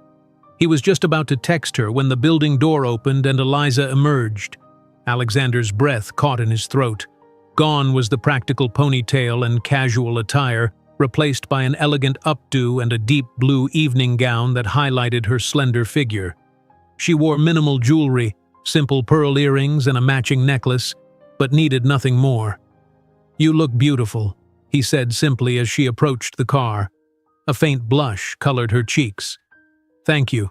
You clean up pretty well yourself." The drive to the hotel was filled with Eliza's briefing on the Legal Aid Society and her father's role there. "Dad's been on the board for 15 years, she explained. "It's one of his pet causes. He believes everyone deserves legal representation, regardless of ability to pay." "A principle I agree with," Alexander said, "though I admit I've never given much thought to legal aid specifically. It's crucial for people facing eviction, domestic violence, consumer fraud, immigration issues, legal problems that disproportionately affect low-income communities." Alexander nodded, making mental notes for his foundation research. The Meridian's grand ballroom was already filling with well-dressed attendees when they arrived. Alexander recognized many faces from his usual social circles: judges, attorneys, corporate executives, and philanthropists who moved through the same elite spaces he did. "Eliza, there you are," called a distinguished-looking man in his 60s, approaching them with purposeful strides. With his silver hair and confident bearing, Robert Bennett radiated the authority of a successful attorney. "Dad," Eliza greeted him warmly, accepting his kiss on her cheek. "This is Alexander Morgan. Alexander, my father, Robert Bennett." "Mr. Morgan," Robert said, shaking Alexander's hand firmly. "Your reputation precedes you. I believe our firms have crossed paths on several acquisitions." "Bennett, Harlow, and Pierce," Alexander recalled. "Yes, you represented Westridge Industries in the merger last year." "Indeed we did," Robert confirmed, looking pleased at being remembered. "And quite successfully, I might add. Come, let me introduce you to some colleagues who would be interested in meeting you." As Robert led them through the crowd, making introductions, Alexander noticed the subtle shift in Eliza's demeanor. She was perfectly poised and articulate, clearly comfortable in these surroundings, yet there was a reserve to her that he hadn't seen at the shelter or the library. Here, she was Robert Bennett's daughter first, her own identity secondary. Morgan Enterprises has been on quite an acquisition spree this past year, commented a federal judge as they stood in a small circle of legal luminaries. Your shareholders must be delighted. They've been satisfied with the returns, Alexander acknowledged diplomatically. Eliza tells me you've been taking an interest in community organizations lately, Robert interjected, his tone suggesting mild curiosity rather than approval. I've been exploring more direct forms of impact, Alexander replied carefully. There's value in understanding the challenges facing our communities firsthand. Admirable, said the judge, though his tone suggested otherwise. Though one wonders about the opportunity cost of such hands-on involvement for someone in your position. I believe understanding diverse perspectives makes me a more effective leader, Alexander responded, keeping his tone pleasant despite the implied criticism. Alexander has been volunteering at Maple Street Shelter, Eliza added, a hint of pride in her voice, and bringing valuable business insight to their operational challenges. Robert's eyebrows rose slightly. The shelter on the east side? I wasn't aware you were involved there, Eliza. I volunteer 3 nights a week, Dad. I've mentioned it several times. Have you? Well, community service is certainly commendable, he said vaguely. Speaking of community impact, Judge, have you heard about the pro bono initiative our firm is launching? The conversation shifted, but Alexander had caught the dismissive note in Robert's voice. Clearly, Eliza's father viewed her shelter work as a charming hobby rather than a serious endeavor. The rest of the evening proceeded with the predictable rhythm of such events: dinner, speeches, a silent auction, networking. Alexander found himself naturally included in conversations about business and politics, his opinions sought on economic matters. It was familiar territory, one where he moved with practiced ease. What was unfamiliar was watching Eliza navigate this world. She was clearly well known to many attendees, exchanging warm greetings with judges and attorneys who had known her since childhood. Yet there was an undercurrent of tension in some interactions, particularly with her father's colleagues. "Still working at the public library, Eliza?" asked a woman dripping in diamonds. "How fulfilling that must be." "It is indeed," Eliza replied with a polite smile that didn't reach her eyes. "Connecting people with information and resources that change their lives is incredibly rewarding." "Of course, dear. Though with your education, I'm sure there are many other opportunities available. Robert tells me you're working on a master's degree." "In social work, yes." "Social work?" The woman's eyebrows rose dramatically. "Well, I suppose someone has to do it." Alexander watched Eliza maintain her composure through several such exchanges, her calm dignity only increasing his admiration for her. She belonged in this world by birth and upbringing, yet had chosen a different path, one that many here clearly found puzzling or even disappointing. During a brief moment alone as they stood by the silent auction tables, Alexander leaned close to her. "You handle condescension with remarkable grace," he murmured. Eliza's lips quirked in a small smile. "Years of practice. You should hear what they say when they think I can't hear them. Your father's colleagues don't approve of your career choices? They expected me to follow in Dad's footsteps. Prestigious law school, corporate practice, partner track. When I chose library science instead, they assumed it was a phase." She shrugged lightly. "They mean well in their way. They just can't understand choosing purpose over prestige." "And your father?" A shadow crossed her face. "He's complicated. He supports my choices verbally, but I know he's disappointed. He had such plans for me." Before Alexander could respond, Robert rejoined them, bringing along the president of the Bar Association. The moment for candor had passed. Later, as they prepared to leave, Robert pulled Alexander aside. "I appreciate you accompanying Eliza tonight, Morgan. She doesn't attend these functions often enough." "It was my pleasure," Alexander replied sincerely. "The Legal Aid Society does important work." Robert studied him with shrewd eyes. "May I speak frankly? Man to man?" Alexander nodded, curious. "I'm not sure what your interest is in my daughter, but Eliza has always had a soft heart, a tendency to take on causes rather than build a career. If your current community involvement is an attempt to impress her, well, I'd suggest a more direct approach. Eliza needs someone who can help her focus her considerable talents more practically." Alexander felt a flash of indignation on Eliza's behalf, but kept his expression neutral. "With all due respect, Mr. Bennett, I believe Eliza's focus is exactly where it should be. Her commitment to service isn't a distraction from her potential, it's the fullest expression of it." Robert looked surprised, then thoughtful. "An interesting perspective," he said finally. "Perhaps I've underestimated both of you." The drive back to Eliza's apartment was quieter than their journey to the gala. She seemed lost in thought, gazing out at the city lights as they passed. "Your father is protective of you," Alexander observed, breaking the silence. Eliza sighed. "He means well. He wants security and success for me as he defines those things." "And how do you define them?" "Making a meaningful difference," she said without hesitation. "Creating more justice and compassion in the world. Building connections rather than just accumulating achievements."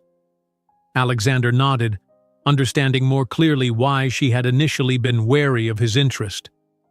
"Tonight was illuminating," he said as they pulled up in front of her building. "Thank you for including me." "Thank you for coming," she replied. "Most men I know would have been bored by legal aid fundraising." "I wasn't bored for a moment," Alexander assured her, and it was true. Watching Eliza in her family's world, seeing both where she came from and how she had chosen her own path, had only deepened his admiration for her.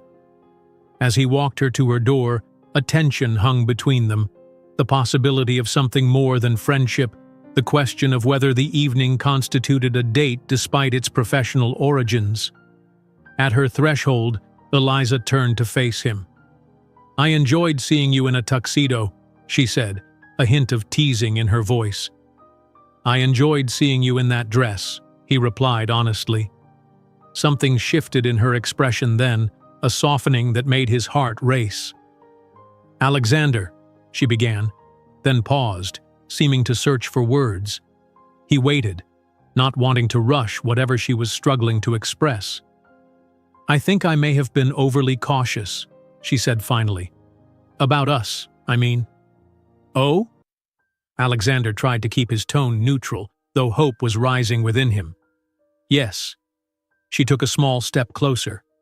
"Would you like to have dinner with me? A proper dinner, not a fundraiser or a volunteer event. Just us." "I would like that very much," Alexander replied, unable to suppress his smile. "Good." Eliza rose on tiptoes and pressed a soft, brief kiss to his cheek. "Good night, Alexander." "Good night, Eliza." As he drove home, the warmth of her kiss lingering on his cheek, Alexander felt a sense of possibility opening before him, not just with Eliza, but with the new direction his life was taking. For the first time in years, he was following his own compass rather than the expectations of others or the demands of his position. It felt right in a way nothing had for a very long time. Alexander chose the restaurant carefully for their first official date. Not one of the exclusive establishments where he typically dined with business associates or society connections, but a small, intimate bistro known for excellent food rather than celebrity sightings. He wanted Eliza to feel comfortable, to set a tone of authenticity rather than ostentation. He arrived early, giving himself a moment to calm the unexpected nervousness that had plagued him all day. Alexander Morgan, who negotiated billion-dollar deals without breaking a sweat, found himself anxious about a dinner date. The irony wasn't lost on him. When Eliza walked in, his nervousness dissolved into appreciation. She wore a simple burgundy dress that complemented her coloring, her dark hair loose around her shoulders instead of in its usual practical style. She looked beautiful, but still unmistakably herself. No attempt to adopt the polished artifice of the women in his usual social circle. "This place is lovely," she said after they were seated in a quiet corner. "How did you find it?" "My chef recommended it," Alexander admitted. "Jean-Michel says the owner trained in France but cooks with local ingredients. He claims the food is honest, which I took as high praise coming from him." Eliza smiled. Honest food sounds perfect. There was a brief moment of awkwardness as they settled in, both aware that this evening represented a shift in their relationship. The easy camaraderie they'd developed through volunteer work and casual conversations now carried the weight of mutual attraction and intentional choice. "I feel like I should confess something," Alexander said as they studied their menus. "I've been looking forward to this evening all week, more than any business success or social engagement I can remember." Eliza's eyes softened. "That's a lovely confession." "Your turn," he prompted with a smile. She set down her menu, meeting his gaze directly. "I've been talking myself out of this for weeks," she admitted, "telling myself it was impractical, that we come from different worlds, that your interest in me was tangled up with your philanthropic awakening." "And what changed your mind?" "Watching you at the Legal Aid Gala," she replied. "Seeing how genuinely you've embraced this journey of understanding and giving back. It's not a phase or a performance. It's a genuine evolution." She paused, a hint of vulnerability in her expression. "And I suppose I finally admitted to myself that I enjoy your company too much to keep pretending we're just friends." The waiter arrived to take their orders, giving Alexander a moment to absorb her words. The honesty of her answer touched him deeply. When they were alone again, he reached across the table to take her hand. "I'm glad you changed your mind," he said simply. The rest of dinner flowed naturally, their conversation ranging from childhood memories to favorite books, from travel experiences to future aspirations. Alexander found himself sharing stories he rarely told anyone, about the pressure of growing up as the Morgan heir, his complicated relationship with his father, his private doubts about the meaning of his business success. "I always assumed wealth and influence would bring satisfaction," he confessed over dessert. "And they do, to some extent. But lately I've been questioning what it's all for, whether I'm building something worthwhile or just accumulating more." "That's a profound question," Eliza said thoughtfully, "though I think the fact that you're asking it is significant in itself." "What about you?" Alexander asked. "Do you ever question your path?" Eliza considered the question seriously.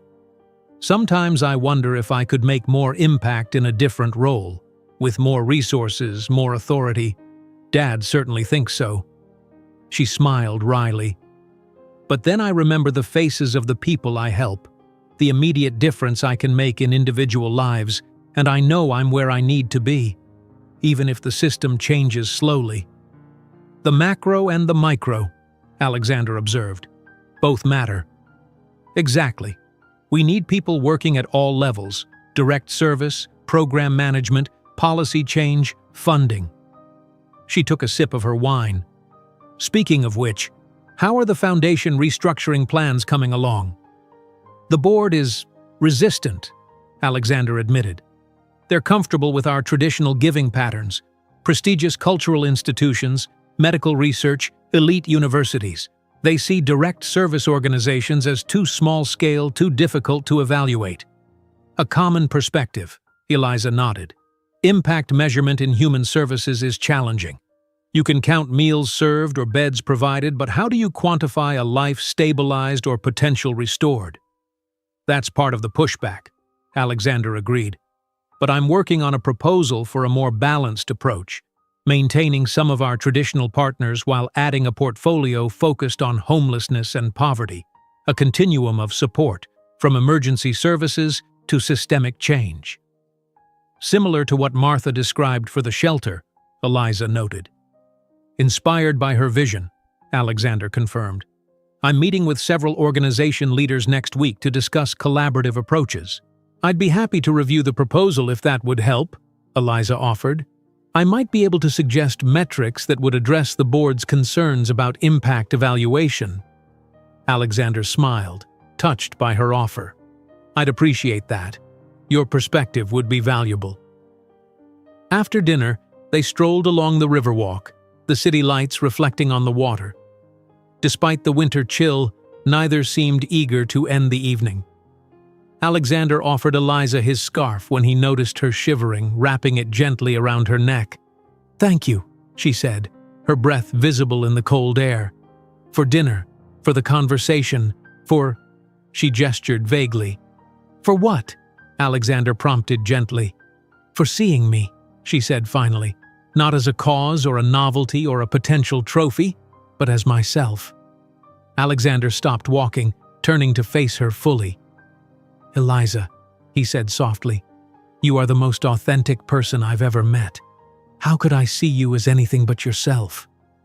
Her eyes searched his face for a moment, then she rose on tiptoes and kissed him, not the brief peck on the cheek from before, but a real kiss, soft and warm in the cold night air. Alexander responded carefully, his hands coming to rest lightly at her waist, letting her set the pace and depth of the connection. When they broke apart, Eliza's cheeks were flushed, and Alexander felt a warmth that had nothing to do with the temperature. "I've been wanting to do that for a while," she admitted with a small smile. "I've been hoping you would," he replied honestly. They continued walking, hand in hand now, talking quietly about everything and nothing. It was nearly midnight when Alexander finally drove her home, both reluctant to say goodnight but aware of early responsibilities the next day. "I'd like to see you again," he said as they stood at her door. "Outside of the shelter, I mean." "I'd like that too," Eliza replied, "though I don't want to give up our volunteer shifts together." "Nor do I," Alexander assured her. "Those hours have become important to me." She smiled, seeming pleased by his answer. "I'm giving a presentation at the university on Wednesday evening, part of my program requirements. It's on integrated approaches to homelessness. Would you want to come?" "I'd be honored," Alexander said sincerely. "Send me the details?" After one more kiss, this one lingering a bit longer, Alexander reluctantly said goodnight. Driving home, he felt a sense of contentment that had nothing to do with business achievements or social status. For perhaps the first time in his adult life, he was pursuing something purely because it brought him joy, not because it advanced his career or met others' expectations. The next morning, Alexander arrived at his office earlier than usual, energized despite the late night. He had barely settled at his desk when his assistant announced an unexpected visitor. "Robert Bennett is here to see you, sir. He doesn't have an appointment, but he says it's important." Alexander frowned slightly, wondering what Eliza's father could want. "Send him in," he instructed, rising to greet his visitor.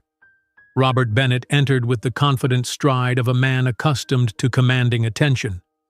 "Morgan," he said, extending his hand. "Appreciate you seeing me without notice." "Of course," Alexander replied, gesturing to the seating area in his office rather than maintaining the formality of his desk. "What can I do for you?" Robert settled into a leather chair, studying Alexander with shrewd eyes.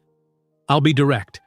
My daughter tells me you're restructuring your foundation to focus more on homelessness and poverty issues." "That's correct," Alexander confirmed, wondering how much Eliza had shared about their conversations.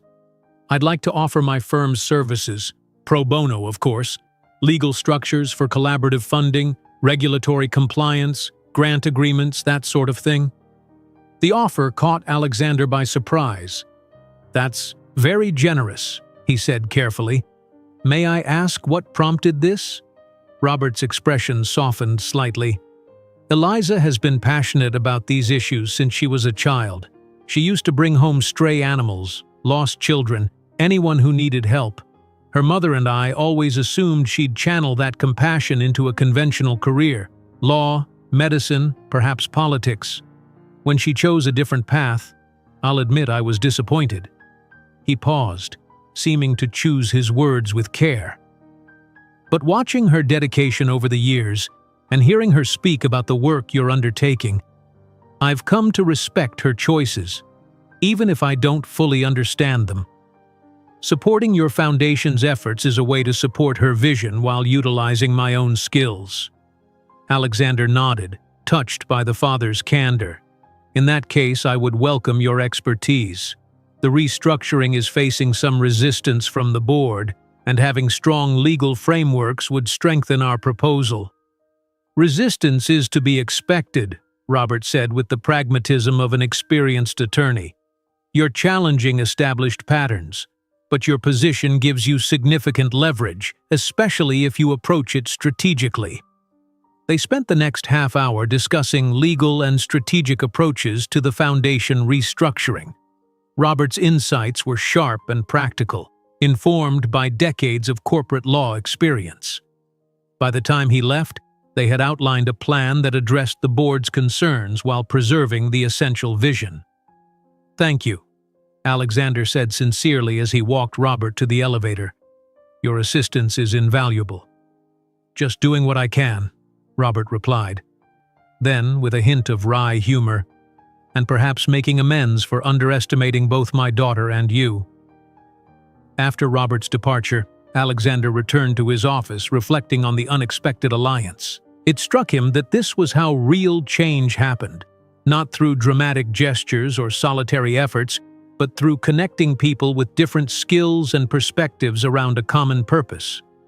He was about to call Eliza to share the news of her father's visit when his CFO appeared at his door, looking troubled.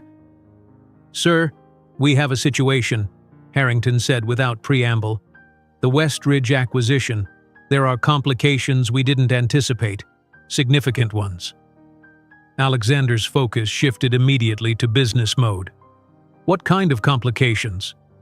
"Undisclosed liabilities, potential regulatory issues, and, most concerning, evidence that they systematically misrepresented their financial position during due diligence." "How bad?" Alexander asked, his mind already calculating potential exposure. "Bad enough that our stock will take a hit when this becomes public, and it will become public. The discrepancies are too significant to contain." Alexander nodded grimly. "Assemble the team. I want all the facts within the hour." As Harrington left to gather the relevant executives, Alexander found himself facing a classic business crisis, the kind he'd navigated successfully many times before. Yet somehow, this felt different. The potential financial losses were significant, but what troubled him most was the human impact. Employees whose jobs might be at risk, shareholders whose investments would suffer, communities affected by potential cutbacks. His newfound perspective was changing how he viewed even familiar business challenges. And that, he realized, was perhaps the most profound gift Eliza had given him, not just opening his eyes to new causes, but transforming how he saw his existing responsibilities. Whatever the Westridge situation required, Alexander was determined to address it with this new, more holistic understanding of impact. The crisis would test not just his business acumen but the depth of his evolving values. The next 48 hours were a whirlwind of crisis management. Alexander sequestered himself with his executive team, legal counsel, and financial advisors, working through the Westridge situation with methodical precision. The facts, once fully assembled, were indeed troubling. Westridge had concealed significant liabilities and regulatory issues that would materially impact the value of the acquisition. In the past, Alexander's approach would have been straightforward: protect Morgan Enterprises at all costs, deploy legal strategies to minimize financial exposure, and if necessary, implement aggressive cost-cutting measures to maintain profitability metrics. The human consequences, layoffs, reduced benefits, community impact, would have been secondary considerations at best. But as he sat in his conference room late Tuesday night, reviewing the options presented by his team, Alexander found himself applying a different calculus. These projections assume an immediate workforce reduction of 30% at the Westridge facilities, Harrington was explaining, indicating a slide in his presentation. Combined with the closure of the underperforming Iowa plant, This would largely offset the financial impact of the undisclosed liabilities. Alexander studied the numbers, seeing beyond them to the lives they represented. "What's the community impact of closing the Iowa plant?" he asked. Harrington blinked, clearly caught off guard by the question. "Sir?" "The Iowa plant. It's the largest employer in that county, isn't it? What happens to the community if we close it?" The CFO exchanged glances with the other executives. "We haven't analyzed that specifically. It's a rural area with limited alternative employment opportunities, so the impact would be significant. But from a financial perspective—" "I understand the financial perspective," Alexander interrupted. "I want to see a more comprehensive analysis. What would it cost to rehabilitate the plant instead of closing it? Could we shift production from other facilities to make it viable? What retraining programs might help workers transition to new manufacturing processes?" "That would substantially reduce the savings," Harrington warned. "The board expects us to maintain our profit margins despite this setback. The board also expects us to make sound long-term decisions," Alexander countered. "Destroying a community for short-term financial gain isn't sound business. It's exploitative and ultimately self-defeating. We lose workforce talent, consumer spending power, and community goodwill." The room fell silent as his executive team absorbed this unexpected perspective from their typically pragmatic CEO. "I want alternative scenarios by morning," Alexander continued firmly.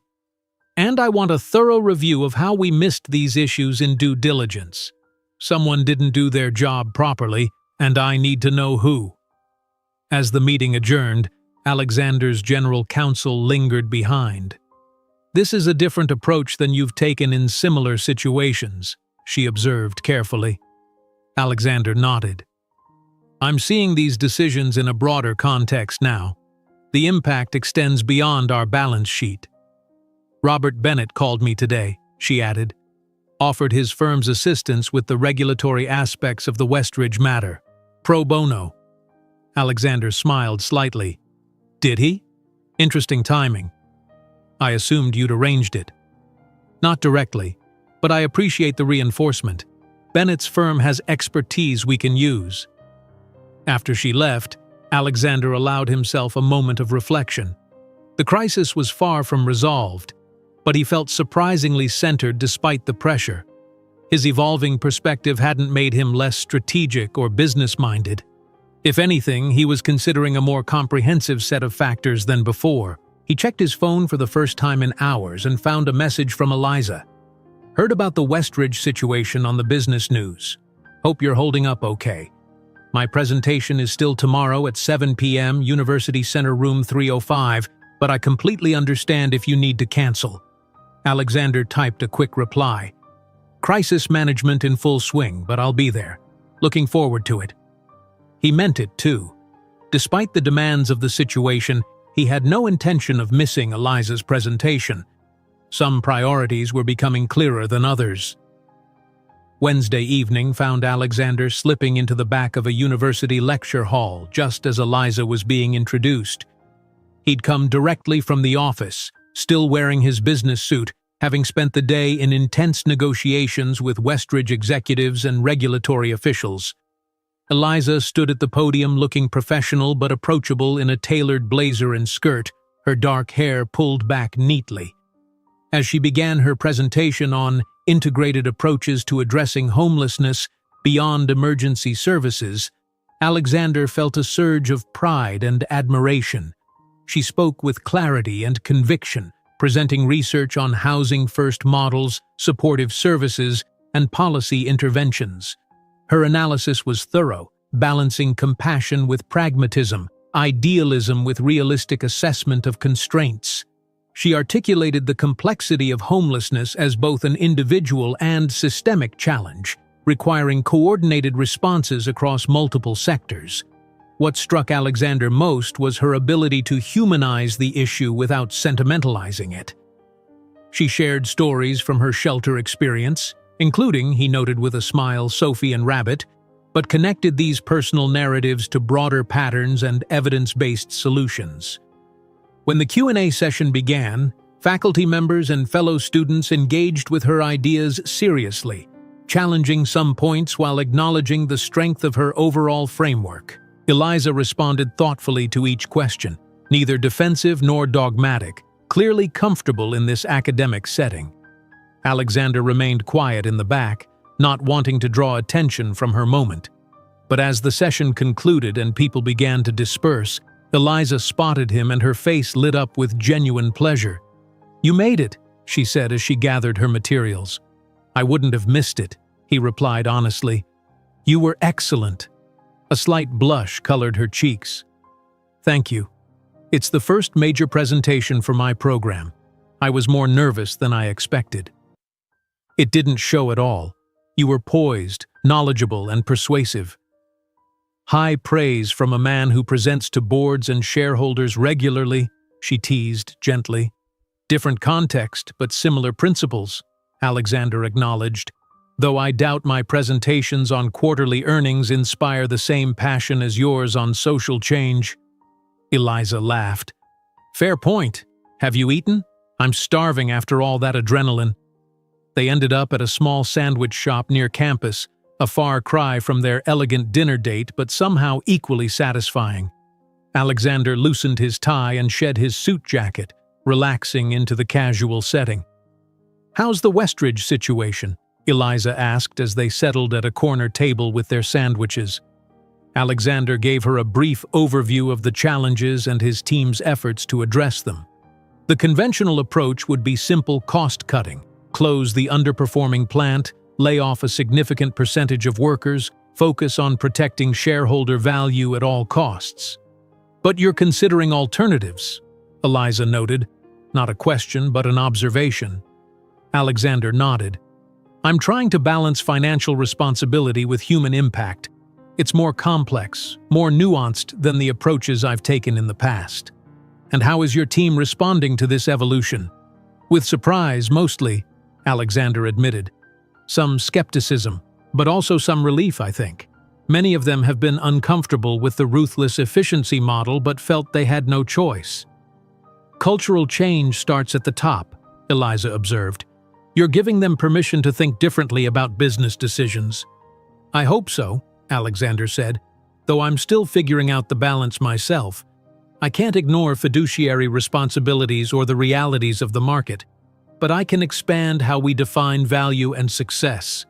Eliza reached across the table to cover his hand with hers. "That's significant, Alexander. Don't underestimate it." Her touch and her words bolstered him. "Speaking of finding balance," he said, "your father came to see me yesterday." Eliza's eyebrows rose in surprise. "He did? About what?" "He offered his firm's legal services to help with both the foundation restructuring and the Westridge situation. Pro bono." "That's unexpected," Eliza said slowly. "Dad doesn't usually give away legal services worth thousands of billable hours." "He said it was his way of supporting your vision," Alexander explained. "I think he's trying to find a middle ground, using his skills and connections to advance causes you care about, even if he doesn't fully understand your approach." Eliza was quiet for a moment, processing this information. "That actually means a lot," she said finally. "Dad and I have been at odds over my choices for so long. This feels like the first real acknowledgement that my path has value." "It does," Alexander assured her, "and he's beginning to see that." They finished their sandwiches, the conversation shifting to lighter topics: a book Eliza was reading, an upcoming exhibition Alexander thought she might enjoy, plans for the shelter's holiday program. Despite the simple setting and his business crisis waiting to be resolved, Alexander felt more at ease than he had in days. When they parted, Eliza held him in a lingering embrace. "Don't let the crisis consume you," she murmured. "Remember to breathe." "Seeing you helps with that," he replied, kissing her softly before reluctantly pulling away. Back at his office, where his team was still working late into the night, Alexander brought fresh perspective to the Westridge challenge. Rather than simply cutting costs, they developed a restructuring plan that minimized layoffs, invested in retraining programs, and committed to keeping the Iowa plant open with modernized equipment and processes. This approach will reduce our profit margins for the next 2 quarters, Harrington warned as they reviewed the final numbers early Thursday morning. The board won't be pleased. The board hired me to make sound long-term decisions, Alexander replied firmly. This plan preserves valuable human capital, maintains community relationships, and positions us for sustainable growth rather than short-term gains. I'll defend it personally. And defend it he did, in a contentious board meeting later that day. Some members were skeptical, others openly critical of what they viewed as a departure from proven business strategy. But Alexander presented his case with conviction, grounding his arguments in both ethical considerations and business logic. "Gentlemen, the world is changing," he concluded after an hour of debate. "Companies that extract value at the expense of employees and communities are facing increasing scrutiny and resistance. Our approach must evolve. This plan represents responsible stewardship of Morgan Enterprises for the long term, financially, reputationally, and ethically." In the end, the board approved his plan, though by a narrower margin than he typically commanded. It was a victory, but Alexander knew it was just one battle in a longer campaign to shift the company's culture and priorities. As he left the boardroom, his phone vibrated with a text from Eliza. "Whatever happened in that meeting, I'm proud of you for trying to do things differently. Volunteer shift tonight?" Alexander smiled, feeling a weight lift despite his exhaustion. "Wouldn't miss it," he replied. "See you at 6. The contrast between the corporate boardroom and the shelter's humble surroundings had never felt more pronounced or more illuminating. In one, he wielded enormous power and influence. In the other, he was simply one volunteer among many.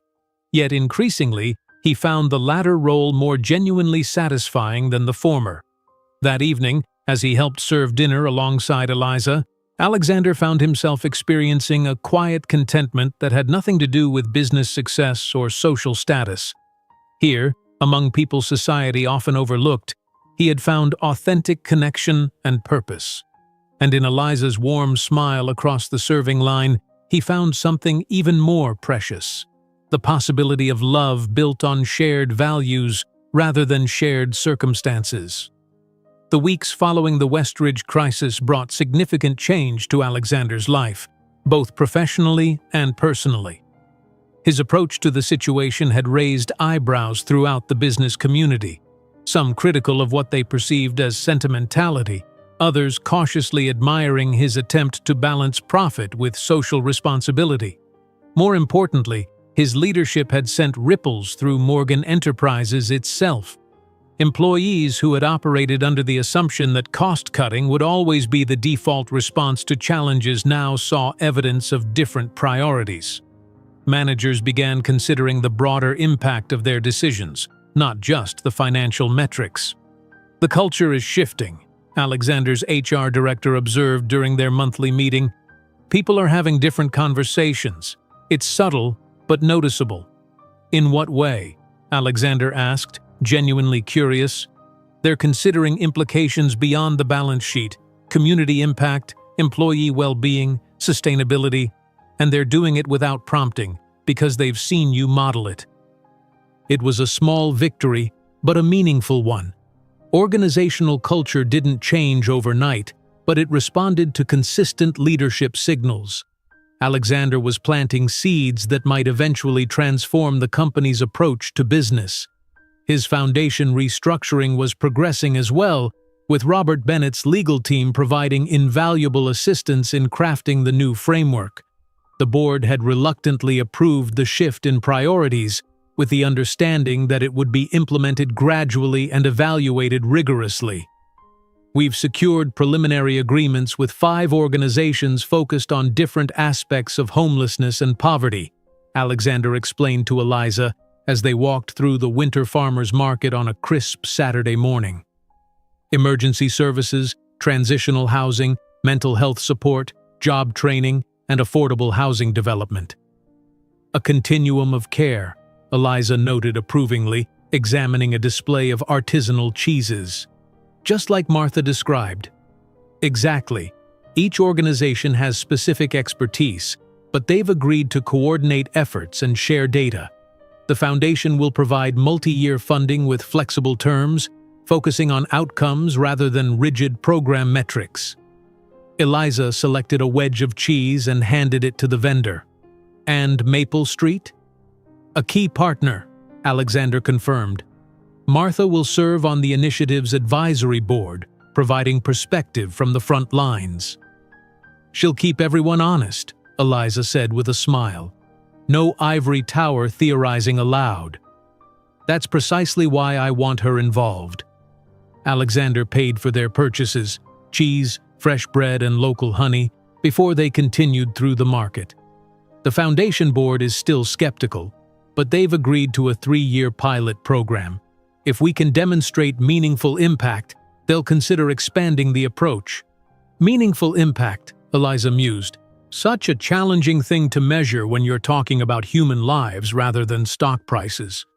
That's part of what makes this work different and more complex than traditional business metrics, Alexander acknowledged. But complexity doesn't mean we can't evaluate effectiveness. It just requires more nuanced frameworks. Eliza slipped her hand into his as they walked, a gesture that had become natural over the past weeks. You sound like a social work student, she teased. Next, you'll be talking about systems theory and ecological perspectives. I've been doing some reading, Alexander admitted. Your textbooks are quite illuminating, if occasionally dense with jargon. You've been reading my textbooks? Eliza stopped walking, turning to face him with surprise and what looked like genuine delight.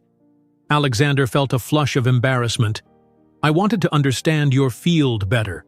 The theoretical foundations behind the practical work you do.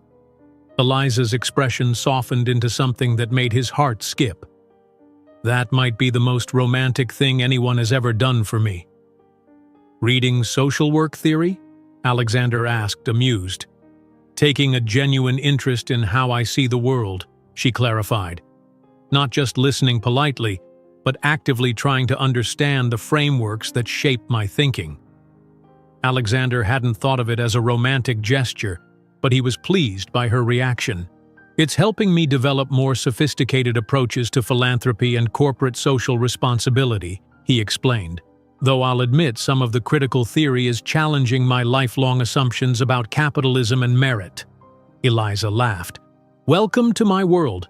Nothing like social theory to make you question everything you thought you knew about how society works.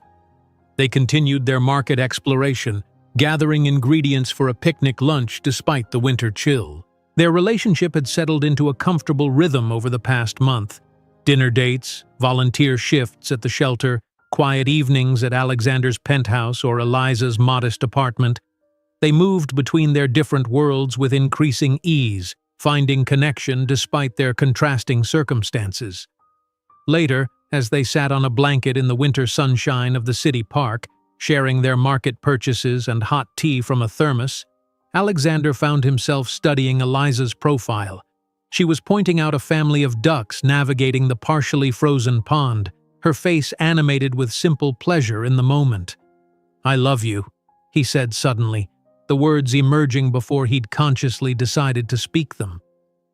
Eliza turned to him, her expression transitioning from surprise to a warm smile. "I was wondering when you'd realize that," she said softly. "You knew before I did?" "I suspected," she amended. "The way you look at me sometimes, it's not just attraction or interest, it's deeper." "And you?" Alexander asked, vulnerability in his voice. "Do you—" "I love you too," she interrupted gently. "Despite all my practical reasons for keeping my distance, despite our different worlds, or perhaps because of how you've bridged those worlds." Alexander reached for her hand, his thumb tracing circles on her palm. "When we met, I had everything money could buy and nothing that truly mattered," he said quietly. "You've helped me find purpose beyond profit, connection beyond convenience." "You were ready for change," Eliza replied. "I was just the catalyst." "More than that," Alexander insisted. "You showed me a different way of measuring value, in lives impacted, in genuine connection, in purpose beyond accumulation. You've transformed how I see the world." "We've influenced each other," Eliza acknowledged. "You've challenged me, too, to think bigger, to consider how systems and resources can be leveraged for change, not just individual acts of service." Alexander smiled, recognizing the truth in her words. Their relationship had never been one-directional, teacher and student, savior and saved, but a genuine partnership of complementary perspectives and strengths. "What happens now?" he asked. "Where do we go from here?" Eliza leaned back on her elbows, considering the question seriously. "We continue building something meaningful together," she said finally, "both in our relationship and in the work we care about. One day at a time." "No 5-year strategic plan?" Alexander teased gently. "For the Foundation initiatives, absolutely," she replied with a smile. "For us, I think we let it unfold naturally. Keep volunteering together, keep learning from each other, keep bridging our different worlds." Alexander nodded, appreciating her thoughtful approach. "I can work with that." "Good," Eliza said, leaning over to kiss him softly, "because I'm not going anywhere." The following Thursday evening found them at the shelter as usual, Alexander now a familiar presence among both volunteers and guests. He moved with confidence through the dinner service, knowing the routines and remembering individual preferences. Jerome preferred extra bread. Walter needed his food cut into smaller pieces due to arthritis. Sophie liked her vegetables separate from her main dish. "Mr. Alex!" Sophie called, running up to him with Rabbit, still wrapped in his now thoroughly rumpled cashmere coat. "Guess what?" "What's that, Sophie?" Alexander asked, crouching down to her level. "Me and Mommy got our own place," she announced proudly, "with 2 whole rooms and a bathtub." "That's wonderful news," Alexander replied sincerely. "When do you move in?" "Tomorrow," Sophie twirled in excitement. "But Miss Eliza says we can still come for dinner sometimes and story time." "We'd miss you if you didn't," Alexander assured her. Later, as they were cleaning up after dinner service, Eliza filled in the details. "Sophie's mom got into the transitional housing program that CAP manages, the one your foundation is now supporting. They'll have a subsidized apartment for up to 2 years while she completes job training and builds savings." "That's exactly what these programs are designed to do," Alexander said, feeling a deep satisfaction. "Create pathways to stability, not just temporary shelter." "It's one family," Eliza acknowledged. "There are still hundreds on waiting lists." "One family matters," Alexander replied. "Every individual journey matters, even as we work on the larger systems." Eliza smiled, clearly pleased by his response. "You've come a long way from the man who followed me into the hotel kitchen looking for a mysterious phone call." "Speaking of which," Alexander said, "I've never actually asked, who was the staff member who told me there was a call for me? The one who led me to the kitchen?" Eliza looked confused. "What staff member?" "The young woman in the catering uniform. She said there was an urgent call for me at the front desk, but instead led me to the kitchen." Understanding dawned in Eliza's eyes, followed by amusement. "Alexander, no one from the hotel staff approached you that night. I was alone in the kitchen with the chef when you walked in." Alexander frowned, trying to reconcile this information with his clear memory. "But someone definitely told me. She was wearing the hotel uniform." Eliza shrugged. "Perhaps someone mistook you for another guest? All I know is that when you appeared in the kitchen, it seemed like quite a coincidence." "A coincidence," Alexander repeated slowly. "Or something else entirely." Before he could pursue this puzzling revelation further, Martha approached them with an urgent expression. "We've got a situation," she said without preamble. "The city just announced they're closing the overnight warming center due to budget cuts. With temperatures dropping below freezing tonight, we're going to have people with nowhere to go." "How many?" Eliza asked immediately. The warming center normally accommodates about 50 people who don't qualify for or can't access regular shelter beds, Martha explained. We're already at capacity here. Alexander's mind shifted into problem-solving mode. What about other shelters in the area? All full, Martha replied grimly. Winter is always our tightest season. Some churches open their basements when it gets this cold, but they're not prepared on such short notice. Alexander made a quick decision.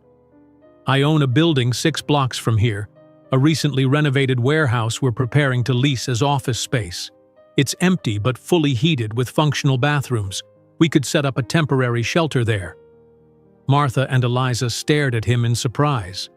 That's very generous, Martha said cautiously.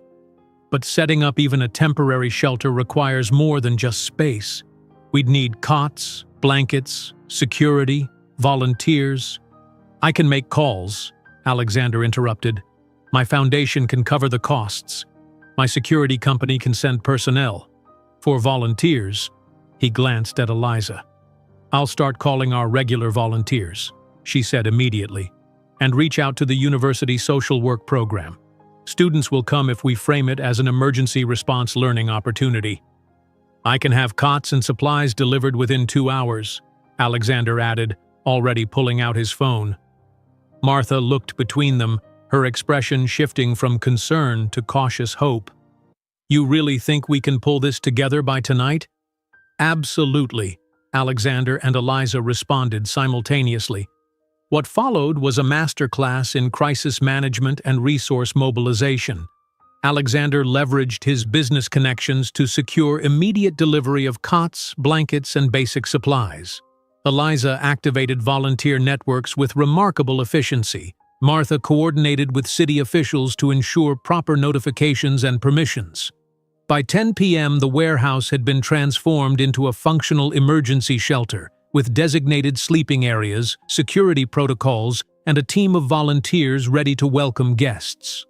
Alexander, who had spent the evening moving furniture and setting up cots alongside everyone else, looked around with satisfaction at what they had accomplished in just a few hours. This is impressive, Eliza said, coming to stand beside him. From empty building to operational shelter in less than 5 hours. It's basic compared to a proper facility, Alexander demurred. It's warm, safe, and available when people desperately need it, Eliza countered. That's what matters tonight. As the first guests began to arrive, directed by outreach workers who had spread the word about the emergency facility, Alexander watched Eliza move among them with her characteristic blend of efficiency and compassion. She knew many by name, greeting them with genuine warmth while quickly assessing needs and directing them to appropriate resources. In that moment, observing her in her element, Alexander felt a profound certainty about 2 things. First, that his love for this remarkable woman had fundamentally changed him for the better. And second, that he wanted to build a life with her, one that combined his resources and influence with her compassion and wisdom to create meaningful change in the world. As if sensing his thoughts, Eliza looked up and met his gaze across the room, her smile containing both exhaustion and joy. Alexander smiled back, his heart full with the knowledge that their chance encounter had set them both on a path neither could have anticipated, but that felt, in this moment, perfectly right. Spring arrived with a gradual greening of the city parks and a sense of new possibilities. The emergency shelter Alexander had established during the winter crisis had evolved into something more permanent, a transitional housing facility managed by a coalition of organizations with support from the Morgan Foundation. What had begun as a hasty response to immediate need had become a model for public-private partnership in addressing homelessness. Alexander had leased the building to the coalition for a nominal fee, then funded renovations to create proper living spaces, common areas, and service delivery offices. The facility now housed 40 individuals and families working toward stability with on-site case management, job training, and support services. It's extraordinary what you've accomplished in just a few months, Robert Bennett remarked as he and Alexander toured the facility on a bright April morning. The lawyer had become an unexpected ally, providing legal support for the project and advocating within his own social circles for greater private sector involvement in community solutions. "It's what we've accomplished," Alexander corrected. "Your firm's work on the legal structure made this possible." Robert nodded, accepting the acknowledgement with characteristic dignity. "Eliza was right all along," he admitted as they walked through the common area where residents were attending a financial literacy workshop. "These issues require integrated approaches, not just charity." "She usually is right," Alexander agreed with a smile. "I've learned to listen carefully to her perspectives." "As have I," Robert said quietly, "though it took me longer than it should have."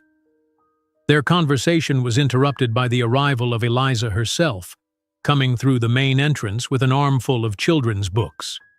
She'd recently reduced her library hours to take a part-time position coordinating educational programs at the transitional facility, combining her information science background with her social work training. "Dad, I didn't know you were visiting today," she said, kissing her father's cheek before turning to Alexander with a warmer greeting. Their relationship had deepened steadily over the past months, weathering the occasional cultural clash but growing stronger through each challenge. "I wanted to see this place in operation," Robert explained. "Impressive doesn't begin to cover it." "We're just getting started," Eliza replied. "The family literacy program launches next week, and we're finalizing partnerships with 3 employers for the job training initiative." As she outlined the facility's developing programs, Alexander watched her with quiet admiration. She moved through this space with confidence and purpose, her practical compassion now amplified by access to resources she'd never had before. Their partnership had expanded what was possible for both of them. His wealth and influence combined with her vision and direct experience created something neither could have achieved alone. Later that evening, as they walked along the riverwalk in the gentle spring air, Alexander found himself reflecting on the journey they'd taken together. "Do you ever think about that night at the hotel?" he asked. "When we first met?" Eliza smiled, her hand warm in his. "Often, though I still maintain I wasn't trying to meet you specifically. I was just hoping for leftover food. And yet someone led me directly to the kitchen at exactly the right moment," Alexander mused. "A staff member no one seems to remember, directing me to a call that didn't exist." "The universe works in mysterious ways," Eliza said lightly, echoing words she'd spoken months earlier. "Indeed it does." Alexander guided her to a bench overlooking the water, where the setting sun cast golden light across the rippling surface. "That chance encounter changed everything for me." "For me too," Eliza acknowledged, "though I resisted at first." "Understandably so," Alexander said with a small smile. "I wasn't exactly your type." "You still aren't on paper," she teased, "but in all the ways that matter." She squeezed his hand. "You're exactly who I need." The moment felt right, filled with the warm promise of spring and the solid foundation they'd built together. Alexander reached into his pocket and withdrew a small velvet box. "I had a whole speech prepared," he said, suddenly feeling uncharacteristically nervous, "about how you've transformed my understanding of success and meaning, about how you challenge me to be better while accepting me as I am, about how I want to build a life that combines your compassion with my resources to create something meaningful in the world." Eliza's eyes widened as she realized what was happening. "Alexander!" "But in the end, it comes down to this," he continued, opening the box to reveal a ring with a simple but elegant design, a single diamond flanked by smaller sapphires, the deep blue of Eliza's favorite color. "I love you, Eliza Bennett. Would you do me the extraordinary honor of becoming my wife?" Tears welled in Eliza's eyes, but her smile was radiant. "Yes," she said simply. "Yes, I will." As he slipped the ring onto her finger with slightly trembling hands, Alexander felt a sense of rightness and completion he'd never experienced before. This wasn't the culmination of a strategic acquisition or a successful business maneuver. It was the beginning of a shared journey with the woman who had shown him a different way of measuring value and success. "It's beautiful," Eliza said, admiring the ring. "Not too ostentatious, but still special." Alexander smiled, pleased that he'd chosen well. "I figured you wouldn't want something flashy that would get in the way of your work." "You know me well," she acknowledged. Then, with a hint of mischief in her eyes, "How shocked will your social circle be when you announce your engagement to a librarian social worker?" "Less shocked than they might have been 6 months ago," Alexander replied. "My recent business and philanthropic decisions have already thoroughly confused them. This will just confirm their suspicions that I've lost my mind." Eliza laughed. "And your board of directors?" "Will adapt," he said confidently. "They've already seen that my evolving priorities haven't damaged the company. If anything, our employee satisfaction metrics and community reputation have improved." "And our living arrangements?" she asked more seriously. "I can't quite picture myself in your minimalist penthouse." "I was thinking we might find a new place together," Alexander suggested. "Something that reflects both of us, though I admit your apartment's cozy charm has grown on me." "My apartment could fit in your living room," Eliza pointed out with amusement. "Details," Alexander dismissed with a wave of his hand. "We'll figure it out together, like we've figured out everything else." As the sun dipped below the horizon, casting the river in deepening shades of gold and purple, they sat together in comfortable silence, contemplating the future they would build. "Sophie will be thrilled," Eliza said eventually. "She already thinks you're part of the family." Alexander smiled at the mention of the little girl who had captured his heart with her stuffed rabbit. Sophie and her mother had thrived in the transitional housing program, with her mother now employed and saving for their own apartment. "Speaking of family," he said carefully, "have you thought about whether you might want children someday?" Eliza turned to him, her expression softening. "I have. I'd like that very much when the time is right. Though I'd want us to continue our work too." "Of course," Alexander agreed. "Our children would grow up understanding both privilege and responsibility, how to use resources to create positive change in the world." "Our children," Eliza repeated softly, as if testing the words. "That sounds wonderful." The following Sunday they shared their news with the regular volunteers and staff at Maple Street Shelter. The celebration was genuine and joyful, with Martha offering a toast with sparkling cider and Gladys insisting on planning an engagement party. "I knew it from the second time he showed up to volunteer," Gladys declared. "The way he looked at you when you weren't watching, that man was already halfway in love." "Only halfway?" Alexander protested with mock indignation. "Well, you needed some time to figure it out yourself," Gladys retorted, patting his cheek affectionately. "Men usually do." Even Jerome, typically reserved, offered congratulations. "You found a good one, Miss Eliza," he said with quiet sincerity. "A man who sees beyond surfaces." The shelter celebration was followed by a more formal dinner with Eliza's parents. Catherine Bennett, recovered from her earlier illness, embraced Alexander warmly. "Thank you for making our daughter happy," she said, "and for recognizing her true worth." "The recognition was entirely my gain," Alexander replied honestly. Robert offered a toast, his lawyer's precision with words momentarily softened by genuine emotion. "To Alexander and Eliza, may your partnership continue to create both personal joy and community transformation." It was, Alexander reflected, the perfect encapsulation of what they hoped to build together. The news spread quickly through Alexander's business and social circles, generating reactions ranging from surprise to speculation about prenuptial agreements and social advancement. Caroline Westfield made a point of congratulating him at a charity function, her smile not quite reaching her eyes as she assessed Eliza.